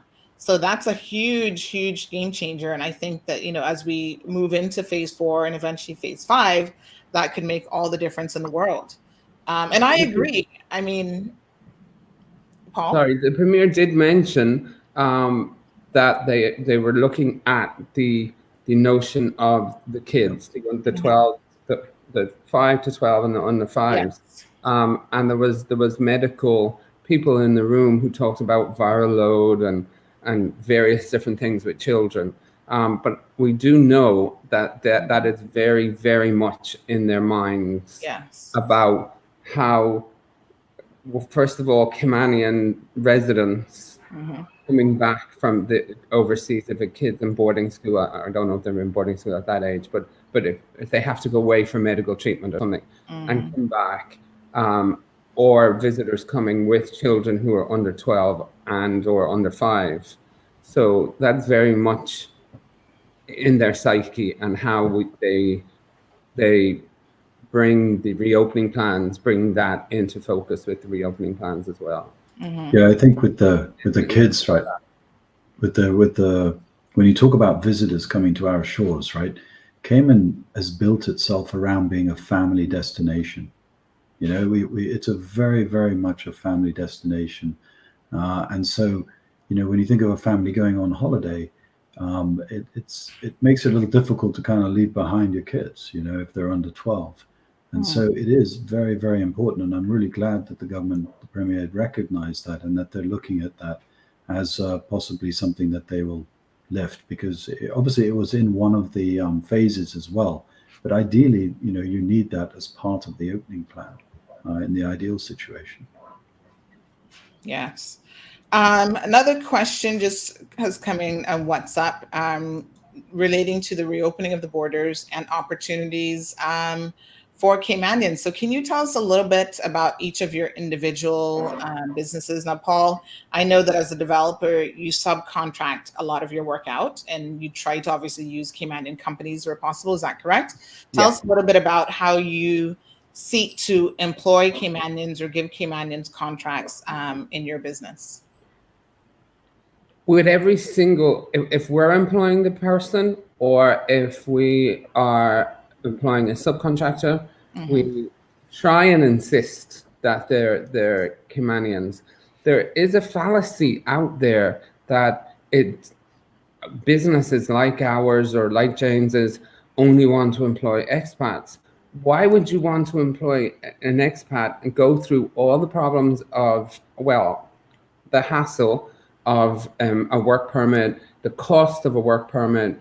Then you have, by law, you're not able to take any cost of the work permit from the employee. So generally speaking, then you have to pay for the work permit, you have to pay for all the administration involved in that, pay for the adverts, and more than likely pay to get them here. Now, in saying that, why would you do that when you can get a qualified Caymanian? And so we always look to employ Caymanians first. We encourage all of our subcontractors to employ Caymanians first. Unfortunately, a lot of there's not a big trade school here. UCCI is doing some work, and we work alongside them. We work with SciFec. We work with the prison system, where we integrate prisoners who come off, who serve their time. There's not a big trade school here, so the mindset of the younger kids is working in financial services, is working in an air-conditioned place. It's hot working on a building site. It's hot and hard and dirty work. But for the most part, I don't know any company who does not try and hire Caymanians first. I know you'll get a lot of kickback against that, and a lot of people will say that's not true. From a perspective, as I say, knowing hundreds of people and thousands of people it was with Chamber of Commerce, that was always the case. Everybody tries to hire Caymanians first. you know, and we certainly do, and we encourage all of our subcontractors to. Yes. James? Yeah, I think it's absolutely apparent. I mean, my personal belief is that it would be absolutely remiss of any employer not to try and hire a Caymanian first. I think the fact is that, ultimately you're trying to find the best person that can facilitate filling the gap that you need in your business. But ultimately, of course, we're going to always try and get a Caymanian first. I mean, number one, they're there. So, you don't have to go through government for work permits in the process there. That's a long, arduous one and a very expensive one. Then you've also got, in some cases, bringing people up to speed as to the environment that they're going to live in. It's different to what they're used to. So, relocation and everything. The fact is that I don't know of a business who doesn't work to try and hire Caymanians first. It really comes down to the quality of the Caymanian and the desire for the Caymanian to want to work there and be there. And you hear some really horrible things where, I heard something the other day where it was someone who had hired, I think they hired 6 or 8 Caymanians. They were all set to come and start, not one turned up. And these are the things that you hear. Or they job hop quickly and you feel like you're attached to them. In my business, we actually even went a step further because we were finding it very hard to find Caymanians. Our business is very much based on commission, right? And so we don't have salaries. That's not how you earn, and it's not how you instill someone to be empowered to go out and do a transaction, because history has proven itself that if you give someone a salary in that role, they're not going to perform. And so then the business fails, yet it's got this huge cost that's just ongoing and out the window. So in ours, it's a very different thing. But we even went a step further. We actually went out, hunted for an apprentice and set up an apprentice program, which actually came from our manager. It was her idea. It's something that they do in Europe. And her, originally from Europe, came up with the idea, and we worked it out. We had a 3-year plan. And we had Caymanians apply for it. We went through, we interviewed a series of them, found the one, got the one, took them through the program. And Stephen Rivers is an example of that. He is the person who went through 3 years of an apprenticeship program. My partner and I are backing him on his adventure, and he's now out on his own. And he's established. We give him a shout out. Don't forget, we bought our house. We were his first sale. Yeah, he worked with. He had a great attitude. He came out. We were coming out to visit friends. It was 5:30 on a Friday, and Randy said, "There's no way we're going to get a real estate agent at a happy hour on a Friday to go out to Northside to show us the place." And sure enough, it was the same Stephen that James is talking about, and we put an offer on the place the next morning. He met us again at 10:30 the next morning to show us a second time. Right. And he lives in West Bay, I believe. Yeah, he lives in West Bay. Away. Yeah. And so that's a great example of and real entrepreneur Caymanian. And Caymanians are very, very entrepreneurial, like extremely so. So yeah, it's just it's sometimes nobody wants to go and apply for a permit when you don't have to. Absolutely. But I mean that Stephen was prepared. He worked at it for 3 years. He studied at the same time, and he played serious football for Cayman. All of that at the same time. So this is someone who is a go-getter. And for our business, that's what we need ultimately. We can't have someone who's going to just sit back and expect the phone to ring, because that's not going to happen. That's not how the business works. Yeah. So. Well, hopefully after reopening, James and Paul, we can continue to have these types of conversations, which I think are very necessary, about what specific industries are doing to encourage Caymanians to perhaps explore those industries as possibilities. I think Miss Andrea said that a lot of Caymanians do not want, as Paul said, to work in the hot sun, that they prefer the air conditioning inside. They want the more apparently cushy jobs. Sitting at a desk, but sometimes the cushy jobs are not really the ones that are paying you a decent salary, because they're going to cap those jobs at whatever for your basic admin position. Whereas if you're a master tile person, or you know how to really do sheetrock and knockdown and all this stuff in terms of building a house, you can certainly really make a decent salary. And I've seen And some. it's not only for guys. Our head painter is a female, and she's an all-female team. Does Wow. amazing work. She does Yes. amazing work. She's our first go-to to paint. She's just repainted our offices. We refurbished the whole offices, and we waited to refurbish the office till she was finished doing Arvia. Oh, wow. Her work in Arvia. So it's not only. And she's a Caymanian It's teacher? not only for guys. Beg your pardon? Is she Caymanian by any chance? Yes. There you guys go. I don't know if all her ladies are Caymanian, but she has an all-female team. She has an all-female staff of painters. Wow, that's an amazing story.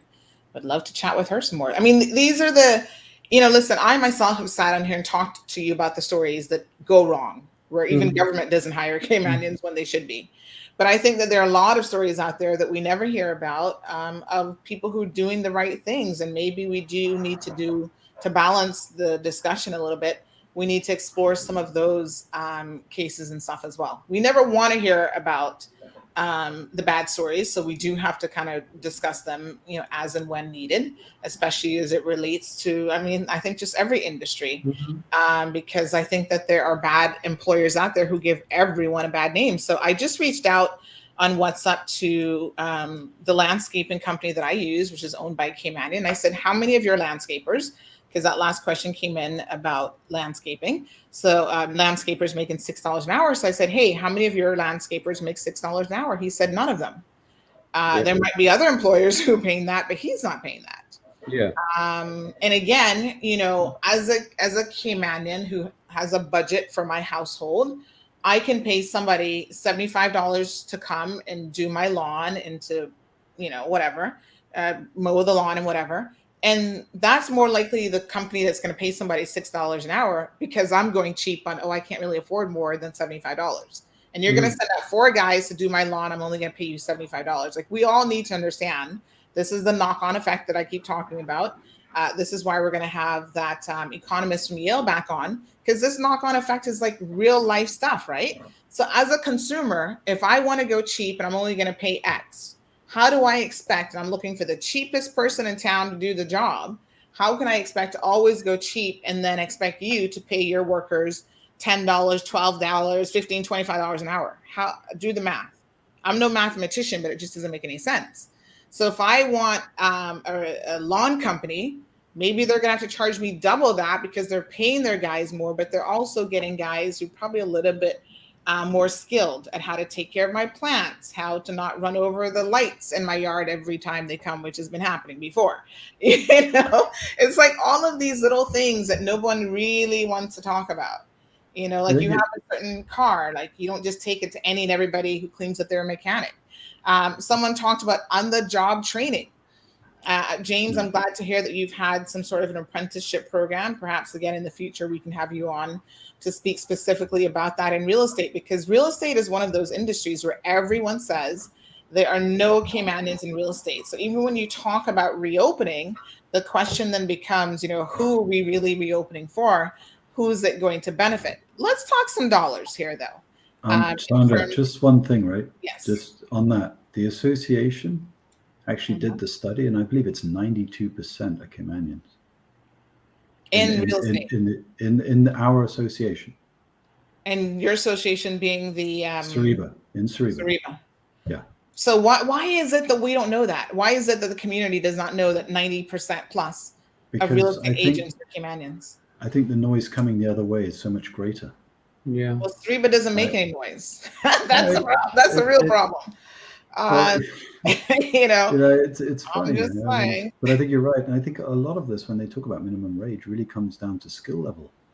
And so, if you're a young Caymanian, you're just coming out of school, right? We all have to start at the bottom. Crikey, my first job, oh my God, I had to shovel with 4 other guys 25 tons of manure and stack it to grow mushrooms at 6 a.m. on a day when it's -2. And that's what you did. You roughed it out initially, and eventually you gain some skills, you have some opportunity, and then you start moving up the ladder. But so I think it's some of it is relative, right? And I think also some of it's just not knowing the whole picture.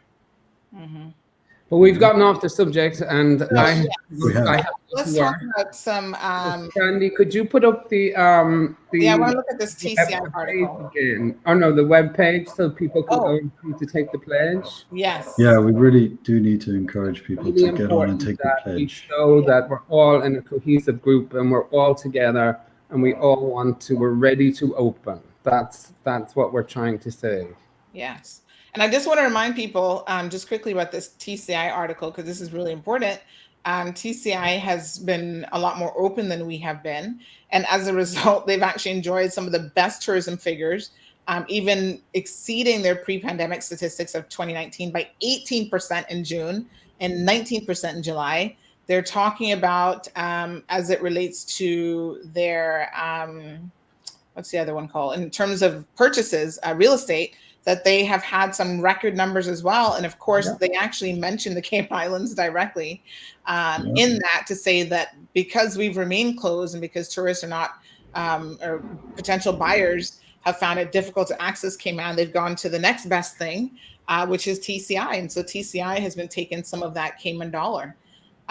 So people can take a pledge. Tell us a little bit then, Paul and James, about the Reopen Cayman Pledge and how it works.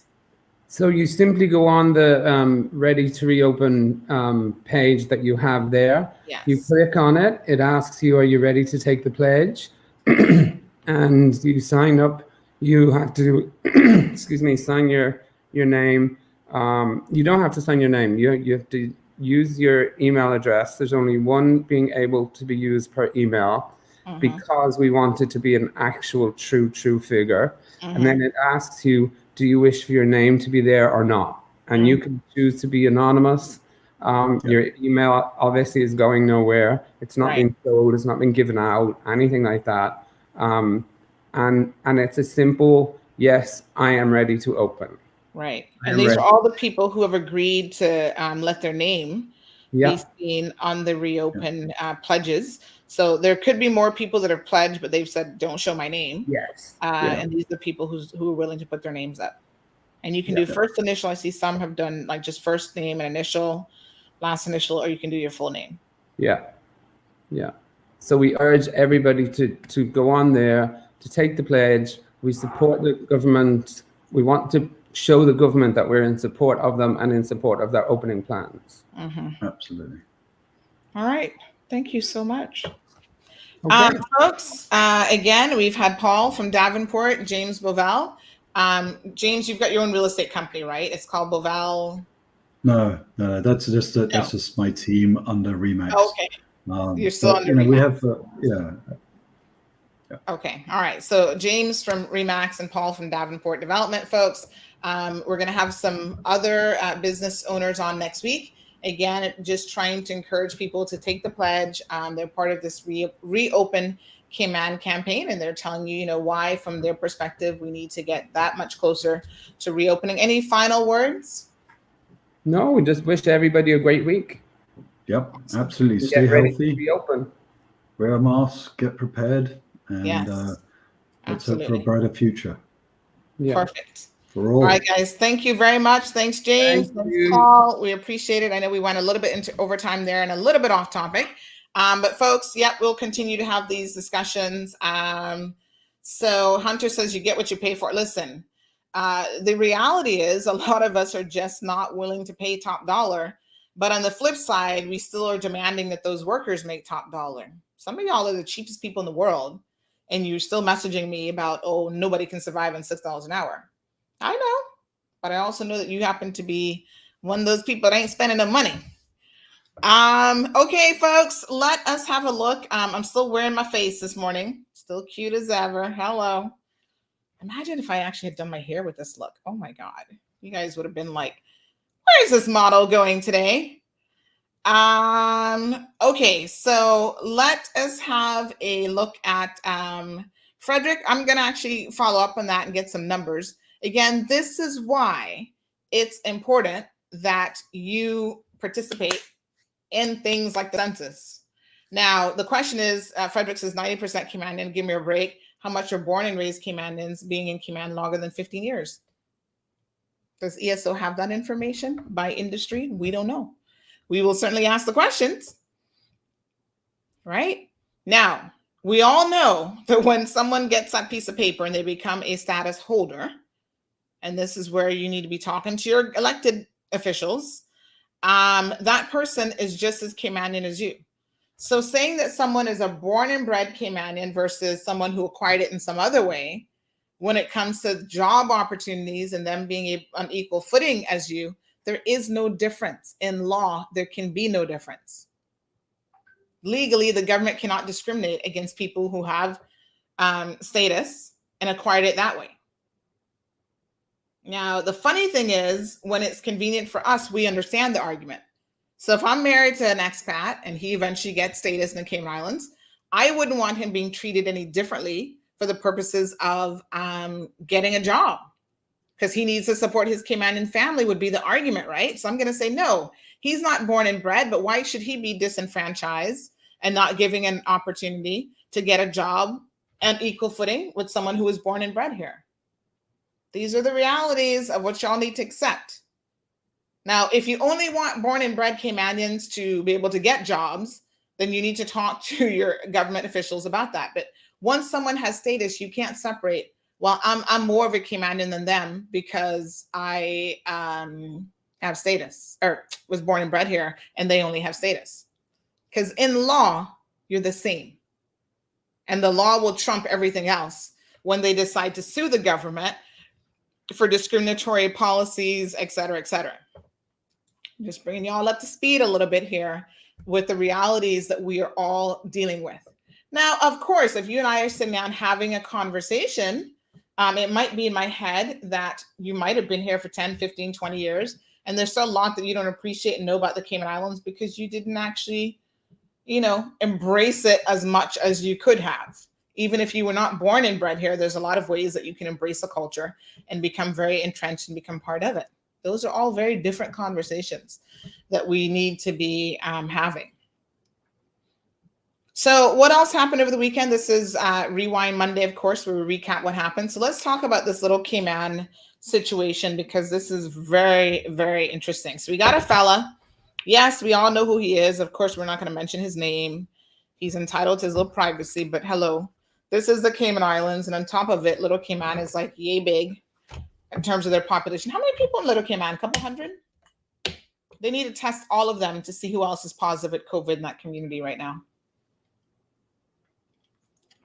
So this guy travels from, let me pull up the story because I don't want to get the story wrong now. But he traveled from Little Cayman on Friday morning. So he works for Public Works. His job required him to travel. He hasn't traveled in about 3 weeks. So this means that somewhere in Little Cayman, he picked up COVID because he could not have gotten it in 24 hours and tested positive. That's not how this virus works, right? So Friday morning, in case you missed the story, folks, go back and have a read of the story. He travels from Little Cayman to Cayman Brac. He's a Public Works employee, works for government. They're on business. And he goes to the Brac. He makes contact with people at Public Works. He makes contact with people at the fire departments there at the airport, right? I think he even did a presentation or something to these guys, right? So then he goes on from Cayman Brac on Friday morning to Grand Cayman, right? So at some point he comes into Grand Cayman. So now he's touched Public Works crew members, spoke to staff in Cayman Brac, fire station, et cetera, et cetera. Comes to Grand Cayman, does whatever he needs to do here. I'm sure he was in contact with Public Works people here, people, maybe even the general public, people at the airport. He's walked through the airport, in and out of the airport, blah, blah, blah. All right. So now on Saturday morning, he's at the airport. So literally 24 hours.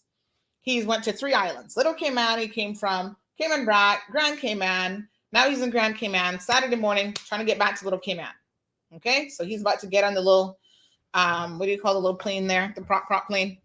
So he's about to get on that plane and jettison back to Little Cayman, where he's going to be happy. And in a sub-COVID bubble is what they think. They're like, oh, Cayman is raging with this. He's probably like, oh, I don't want to stay here any minute longer than I need to. I don't know where he overnighted when he was in Grand on Friday night, but he overnighted somewhere or another. I don't know. Did he go to a bar that evening? Did he go hang out with friends in Grand Cayman? I mean, you know, the contact tracing needs to be done in terms of how much time he spent with people. So here he is now at the airport, checking in at the counter, trying to get back. The only time he had to do a COVID test, because remember now, there's no COVID test required to go from Cayman Brac to Little Cayman. So he could travel back and forth to those two islands all day long, and there is no COVID test that's required. However, there is a COVID test, folks, required for him to go now from Grand Cayman back to the sister islands. And this is where all the ish hits the fan. Stay tuned. Ho, ho, ho! It's that time of year again. Christmas is right around the corner, and you do not want to delay. Because of COVID-19, there are numerous logistics delays expected. Give yourself the gift of a true Christmas miracle by planning ahead with Miracle Brokers. Whether you're moving halfway around the world or ordering a new car for your loved one, contact Miracle today at 949-5989. All right, folks. I hate to tell you, but today is October the 25th. That means exactly 2 months before Christmas. And with the next story that we're going to be putting up about all these supply chain issues, you better hurry up and make your orders today, or else you're going to have a very interesting Christmas. I don't even know if we're going to be able to get turkeys for Christmas. But anyway, get on it early. Miracle Brokers is the one company that can definitely help you in terms of shipping and logistics. Their sister company, Aeropost, can help you with a lot of your smaller packages, and they do package consolidations. So he's at the airport, anxious to get back into his glorious bubble called Little Cayman. But now he's got to take that PCR test, which he had taken. And I'm sure he's thinking, oh, there's no way I could be COVID positive. That's impossible.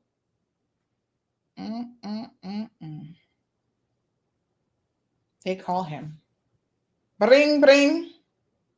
And I'm sure the conversation was something like this. Hello. Mr. So-and-so.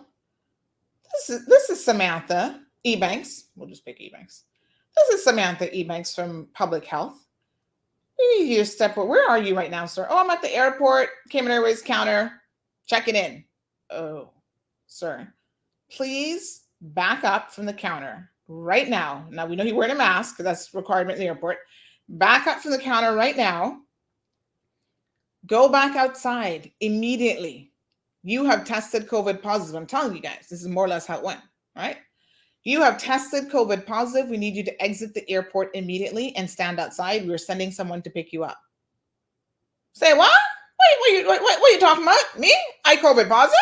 You must be crazy. I can't be COVID positive. I live in Little Cayman. What do you mean? I'm not around nobody. I live in the bush. Mr. So-and-so, please. We have a positive result with your name on it. We can retest you, but we're sure that you're COVID positive.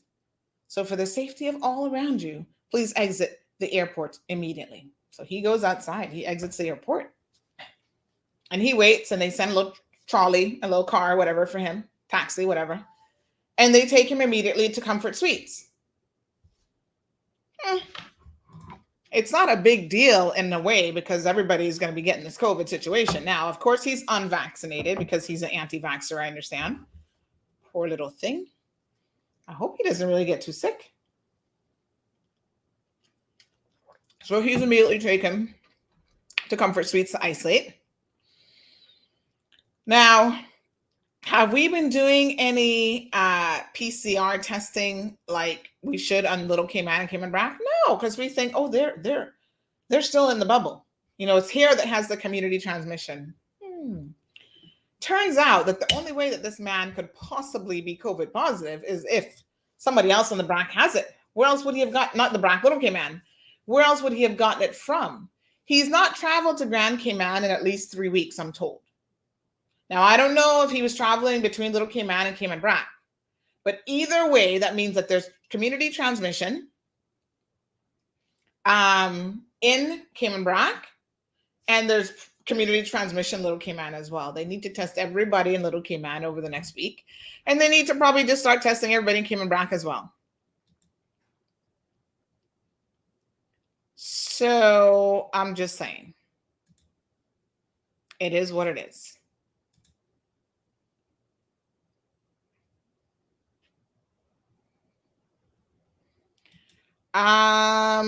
Sue says, I wish I'd known about Airpost. What?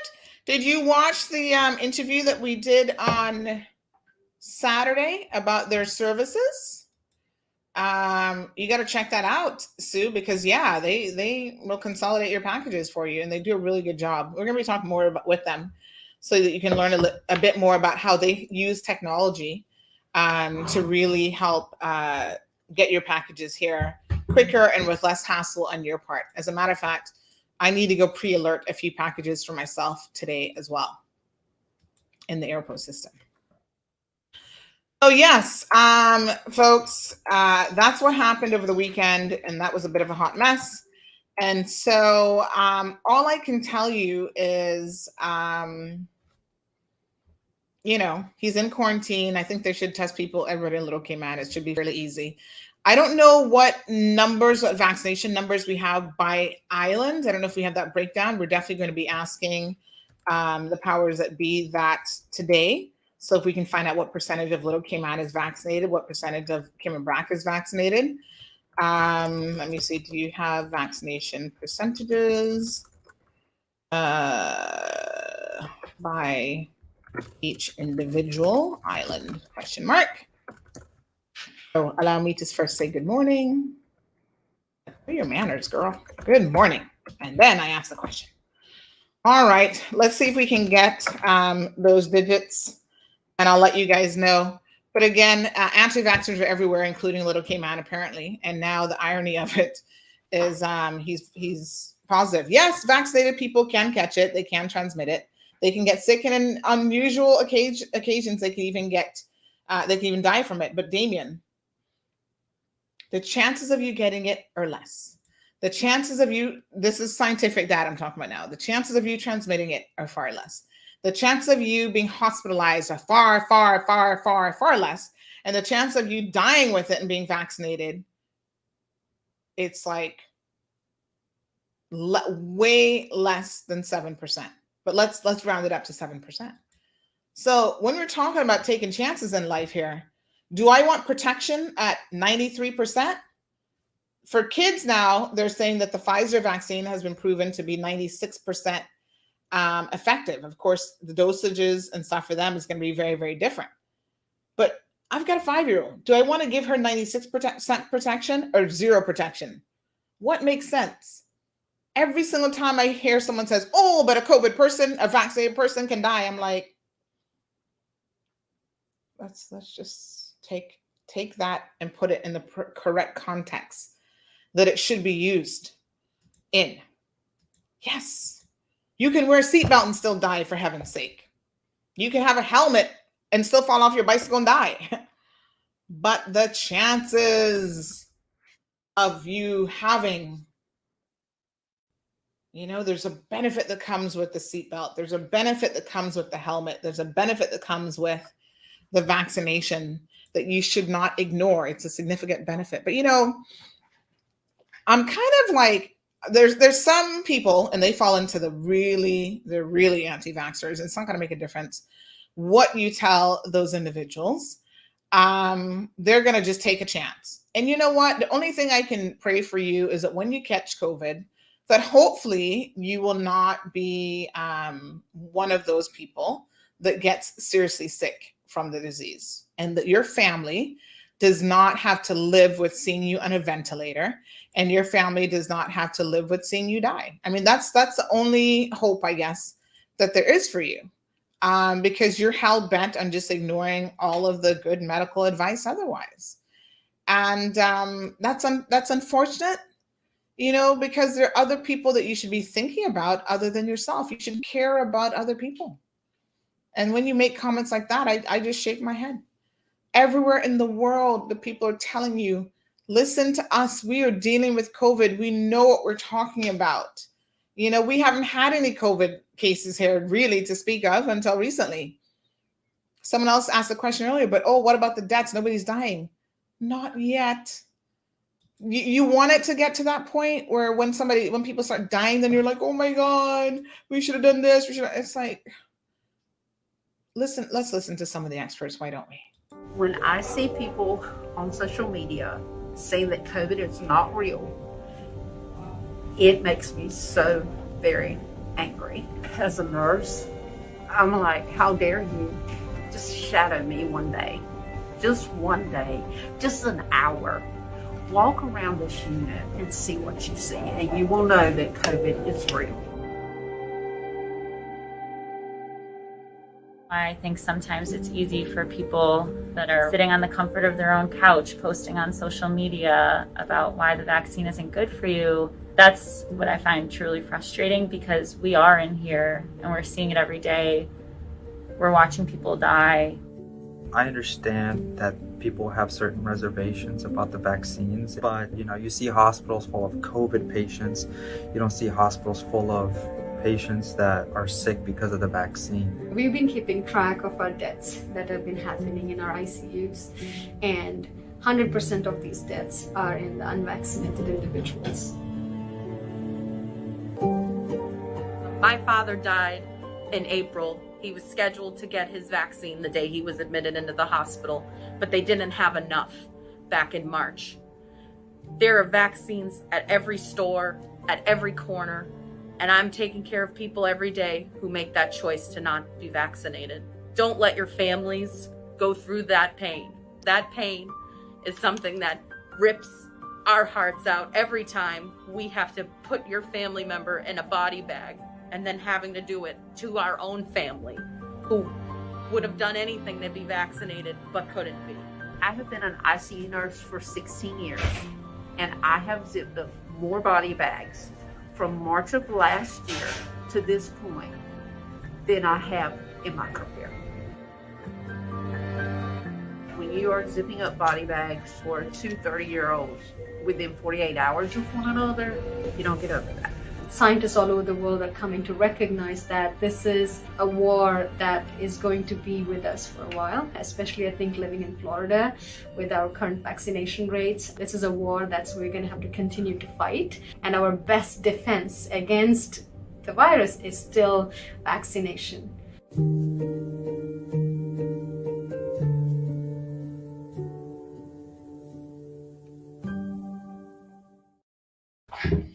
All right, folks. So again, these are people in the front lines. These are people who are dealing with COVID. So if anybody knows the realities of life with COVID, it would be them. It's not us who've lived in a bubble and who believe all sorts of nonsense that we are seeing online about how serious this virus is.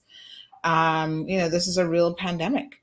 So listen, folks, final thing of today is I wanted to extend our condolences to the family of Mr. Jerry Harper, Gerald, aka Jerry Harper, Coach Harper, as most of you would have known him by, passed away yesterday morning at the Pines retirement home. He was 83 years old. I couldn't believe that he was that old.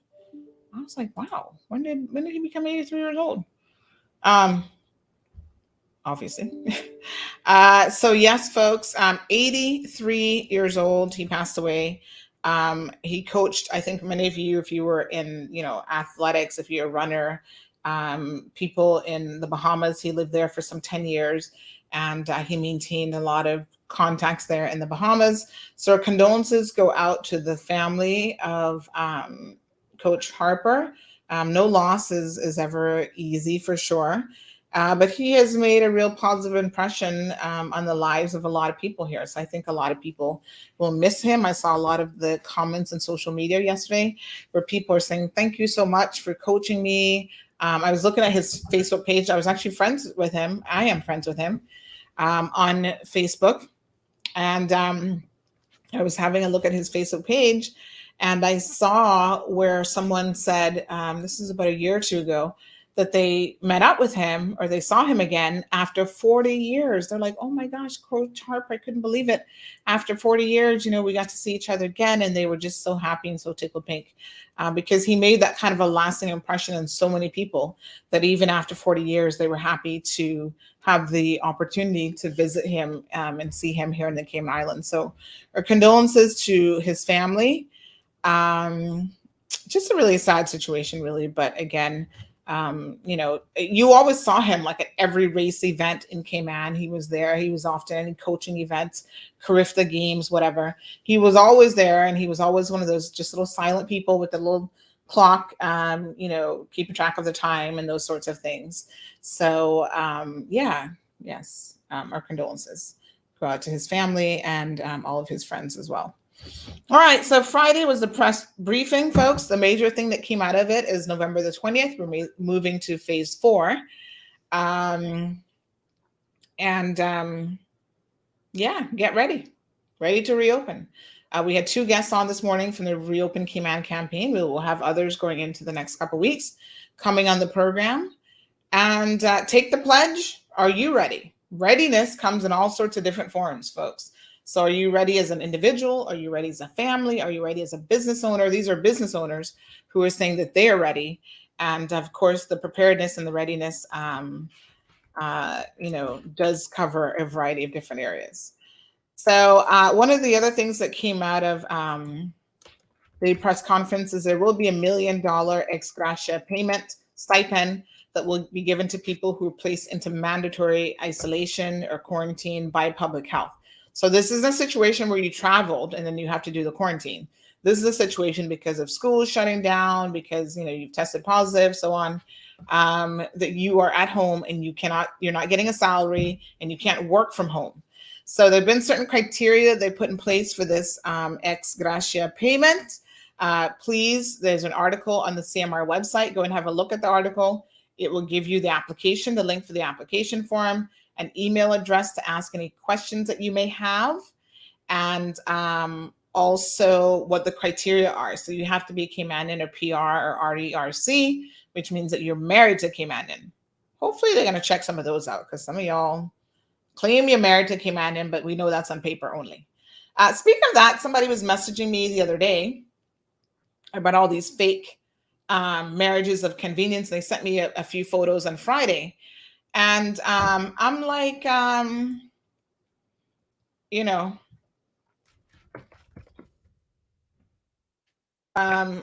like,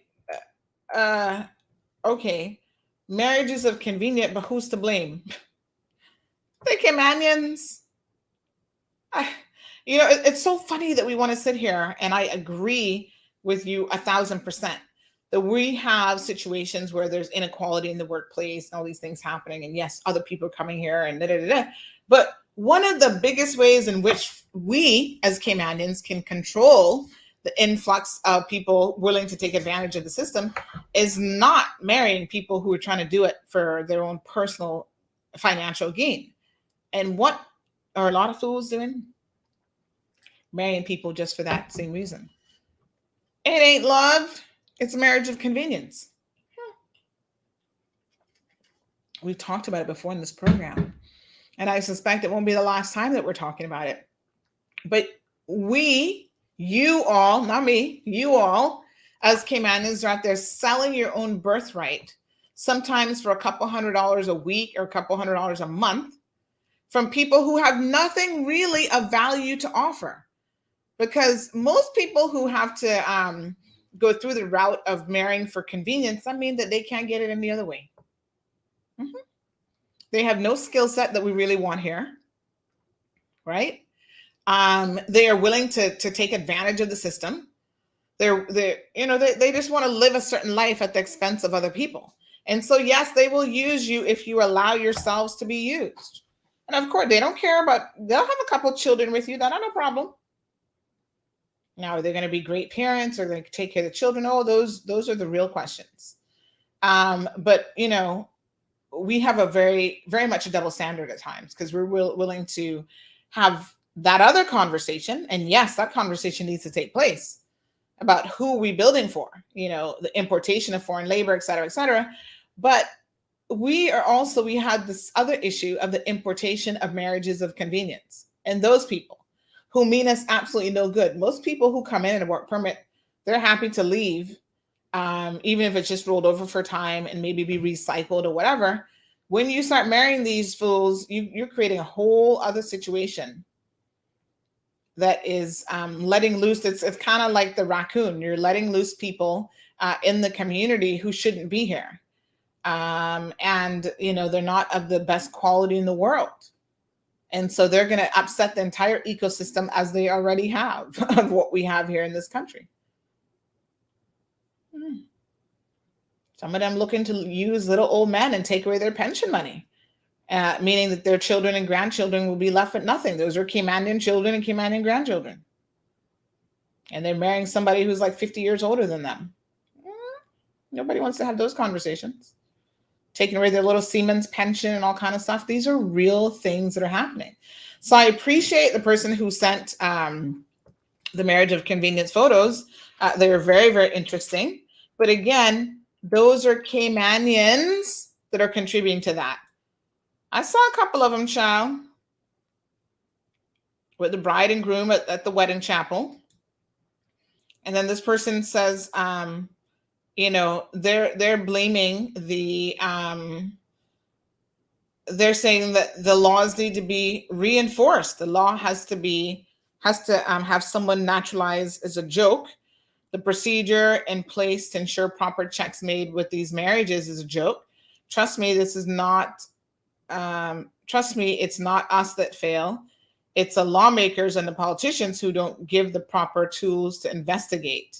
So this is someone giving feedback. But listen, it's not just that. What ends up happening is, to prove a marriage of convenience, you have to have one person who is willing. So this person says, these people are making a mockery of our immigration system. Immigration marriages are on the rise in Cayman. Perhaps so. And, you can't blame the marriage officers. I don't know that that's their job. But how are you going to prove that this is a marriage of convenience? I mean, we look at it and we all kind of go, they should not approve this RERC application. This person shouldn't get any benefit of being married to this person. But at some point, you're opening yourself up to being challenged legally. How do you prove that this is a marriage of convenience? And that's the difficulty of it, because the only people who can really tell you in most instances if it's a marriage of convenience are the people who are involved in that marriage of convenience. So Al says every marriage, in his opinion, is a marriage of convenience.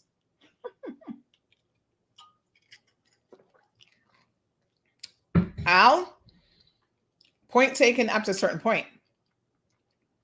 But somewhere in the line of most marriages should be love and affection and like, I really do like this person sort of thing.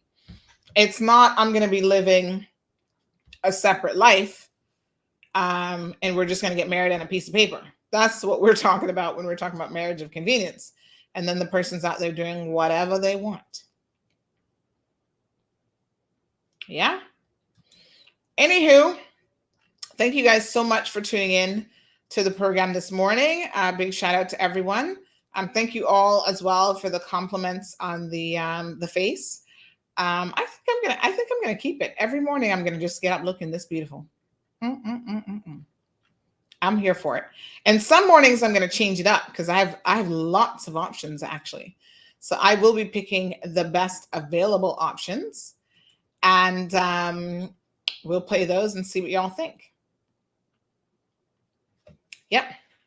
Vanessa, final comment of the day. Vanessa says, sorry, but I question any Jamaican man who marries a Caymanian woman. I'm a Caymanian Jamaican, and I know that Jamaican men don't like to get married. To anybody or just to Caymanians? Period. Oh, strange that when they reach the Cayman, all of a sudden they believe in marriage. So all of these marriages are marriages of convenience. Vanessa, you can't make a generalization like that. Lots of Jamaicans get married in Jamaica and all over the world. So maybe there's a certain segment of the population who likes to get married and still have a couple side pieces.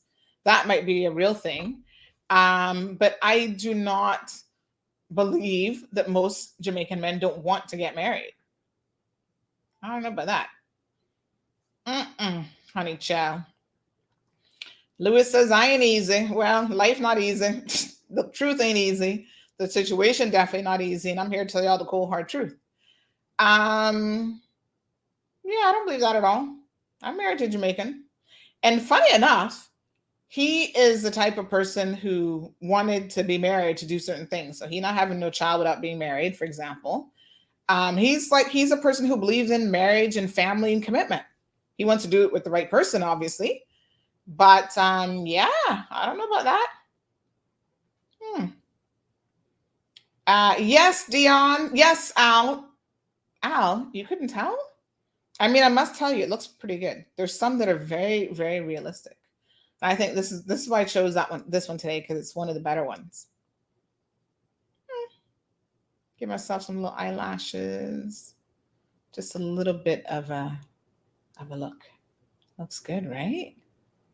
Must tell you, modern technology is amazing. All right, good people. Luis, Al, Vanessa, Dion, Miss Sue, Miss Darlene times 2. Because we got Darlene Manzanares in the UK, and we got the other Darlene, Mackenzie. Thank you all so much. Vanessa says it's food for thought. Thank you, Christopher. Appreciate it. Andy, everybody's having a good laugh. Miss Christine was locked in this morning. Jonathan, Frederick Wills, thank you for tuning in. Andrea, Irvelin, all our usual suspects. Aliano, Miss Mona, Damien. Appreciate it. So I got a couple things that I need to be chasing up. Number one, I'm going to get the numbers, the breakdown for the sister islands of vaccination numbers and COVID testing, but I'm pretty sure they haven't been doing any COVID testing. So that information we need to have. And I also need to find out what's going on with this $2.1 million scanner over at CBC, over at Customs. My understanding is we got a secondhand scanner from the UK. That has not worked for years, because this is one of those, it's a friend of some so-and-so's company, so let's just buy it with good intentions. And it has never really worked. And it's been sitting there for years. $2 million wasted. Say what? No accountability. At some point, we got to start firing people for these types of poor decisions. Somebody just told me there was an event shut down in Cayman Brac over the weekend. Yes, honey child. Some dry land tourists pool and beach party. You know what else is interesting? Cayman has more DJs than anything else in the world. Y'all notice this, or is it just me? How we get so many damn DJs? Because you know why? You can call yourself a DJ, have no DJ experience. You just show up and do a little spinning on the table or whatever, and it's like all of a sudden you're a DJ. So this event, I'm heard, got shut down, and they told them, nope, can't do it. Dry land tourists. Well, y'all better try and open up and get some wetland tourists. 10 p.m. until the tide comes in. So this is going to be an all-night event. I don't know who shut it down, if it was Public Works, if it was the police, whoever. It says it looks like the Cayman Airways COVID case had a close contact who also tested positive at that event. Oops. Snaps. Well, it is what it is, folks. Probably not the best time to be having these types of events in any event. Everybody's a DJ, though. I got to tell you the truth. Everybody's a DJ.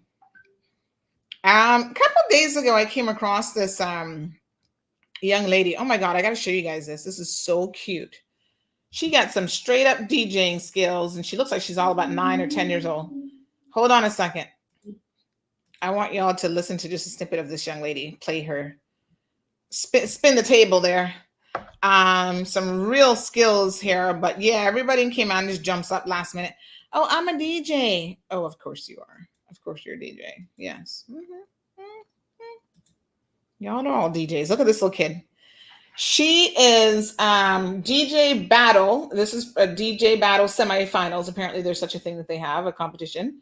And this is DJ Michelle Goldie Awards. And they did this online back in April. And she made it to the semifinals. Look at this young lady's skill set. Now, I don't know who else she's going up against. I don't know if they divided it by age or how they did it. But check out this little kid. Let me see. Does it tell you how old she is? I'm guessing she's probably about 9 or 10. DJ Michelle. But amazing. Look at this, y'all. Check this out.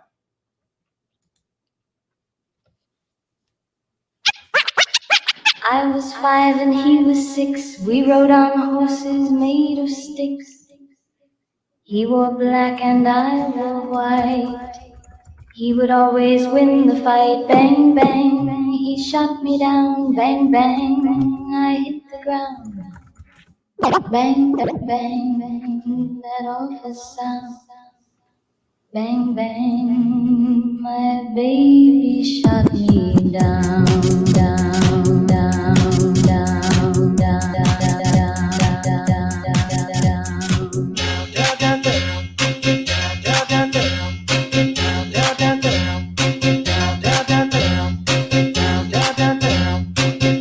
Oh yeah, this little kid's amazing.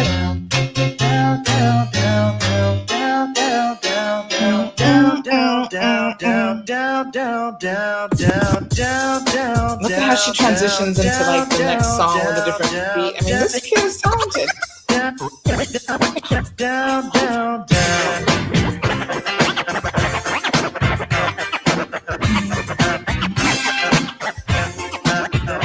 Amazing, right?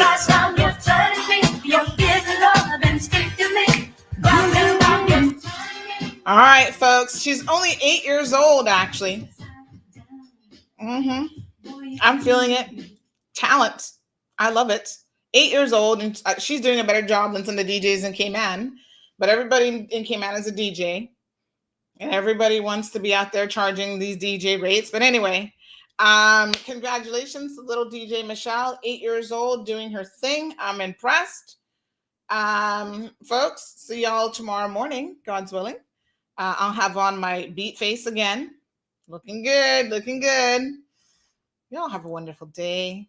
Anything else happening? I'll tell you about it later on. Thank you for tuning in to another edition of The Cold Hard Truth. Make sure to check Facebook for showtimes and more information and the latest news at CaymanMarlRoad.com. Subscribe to our IG and Facebook pages to get the latest happenings.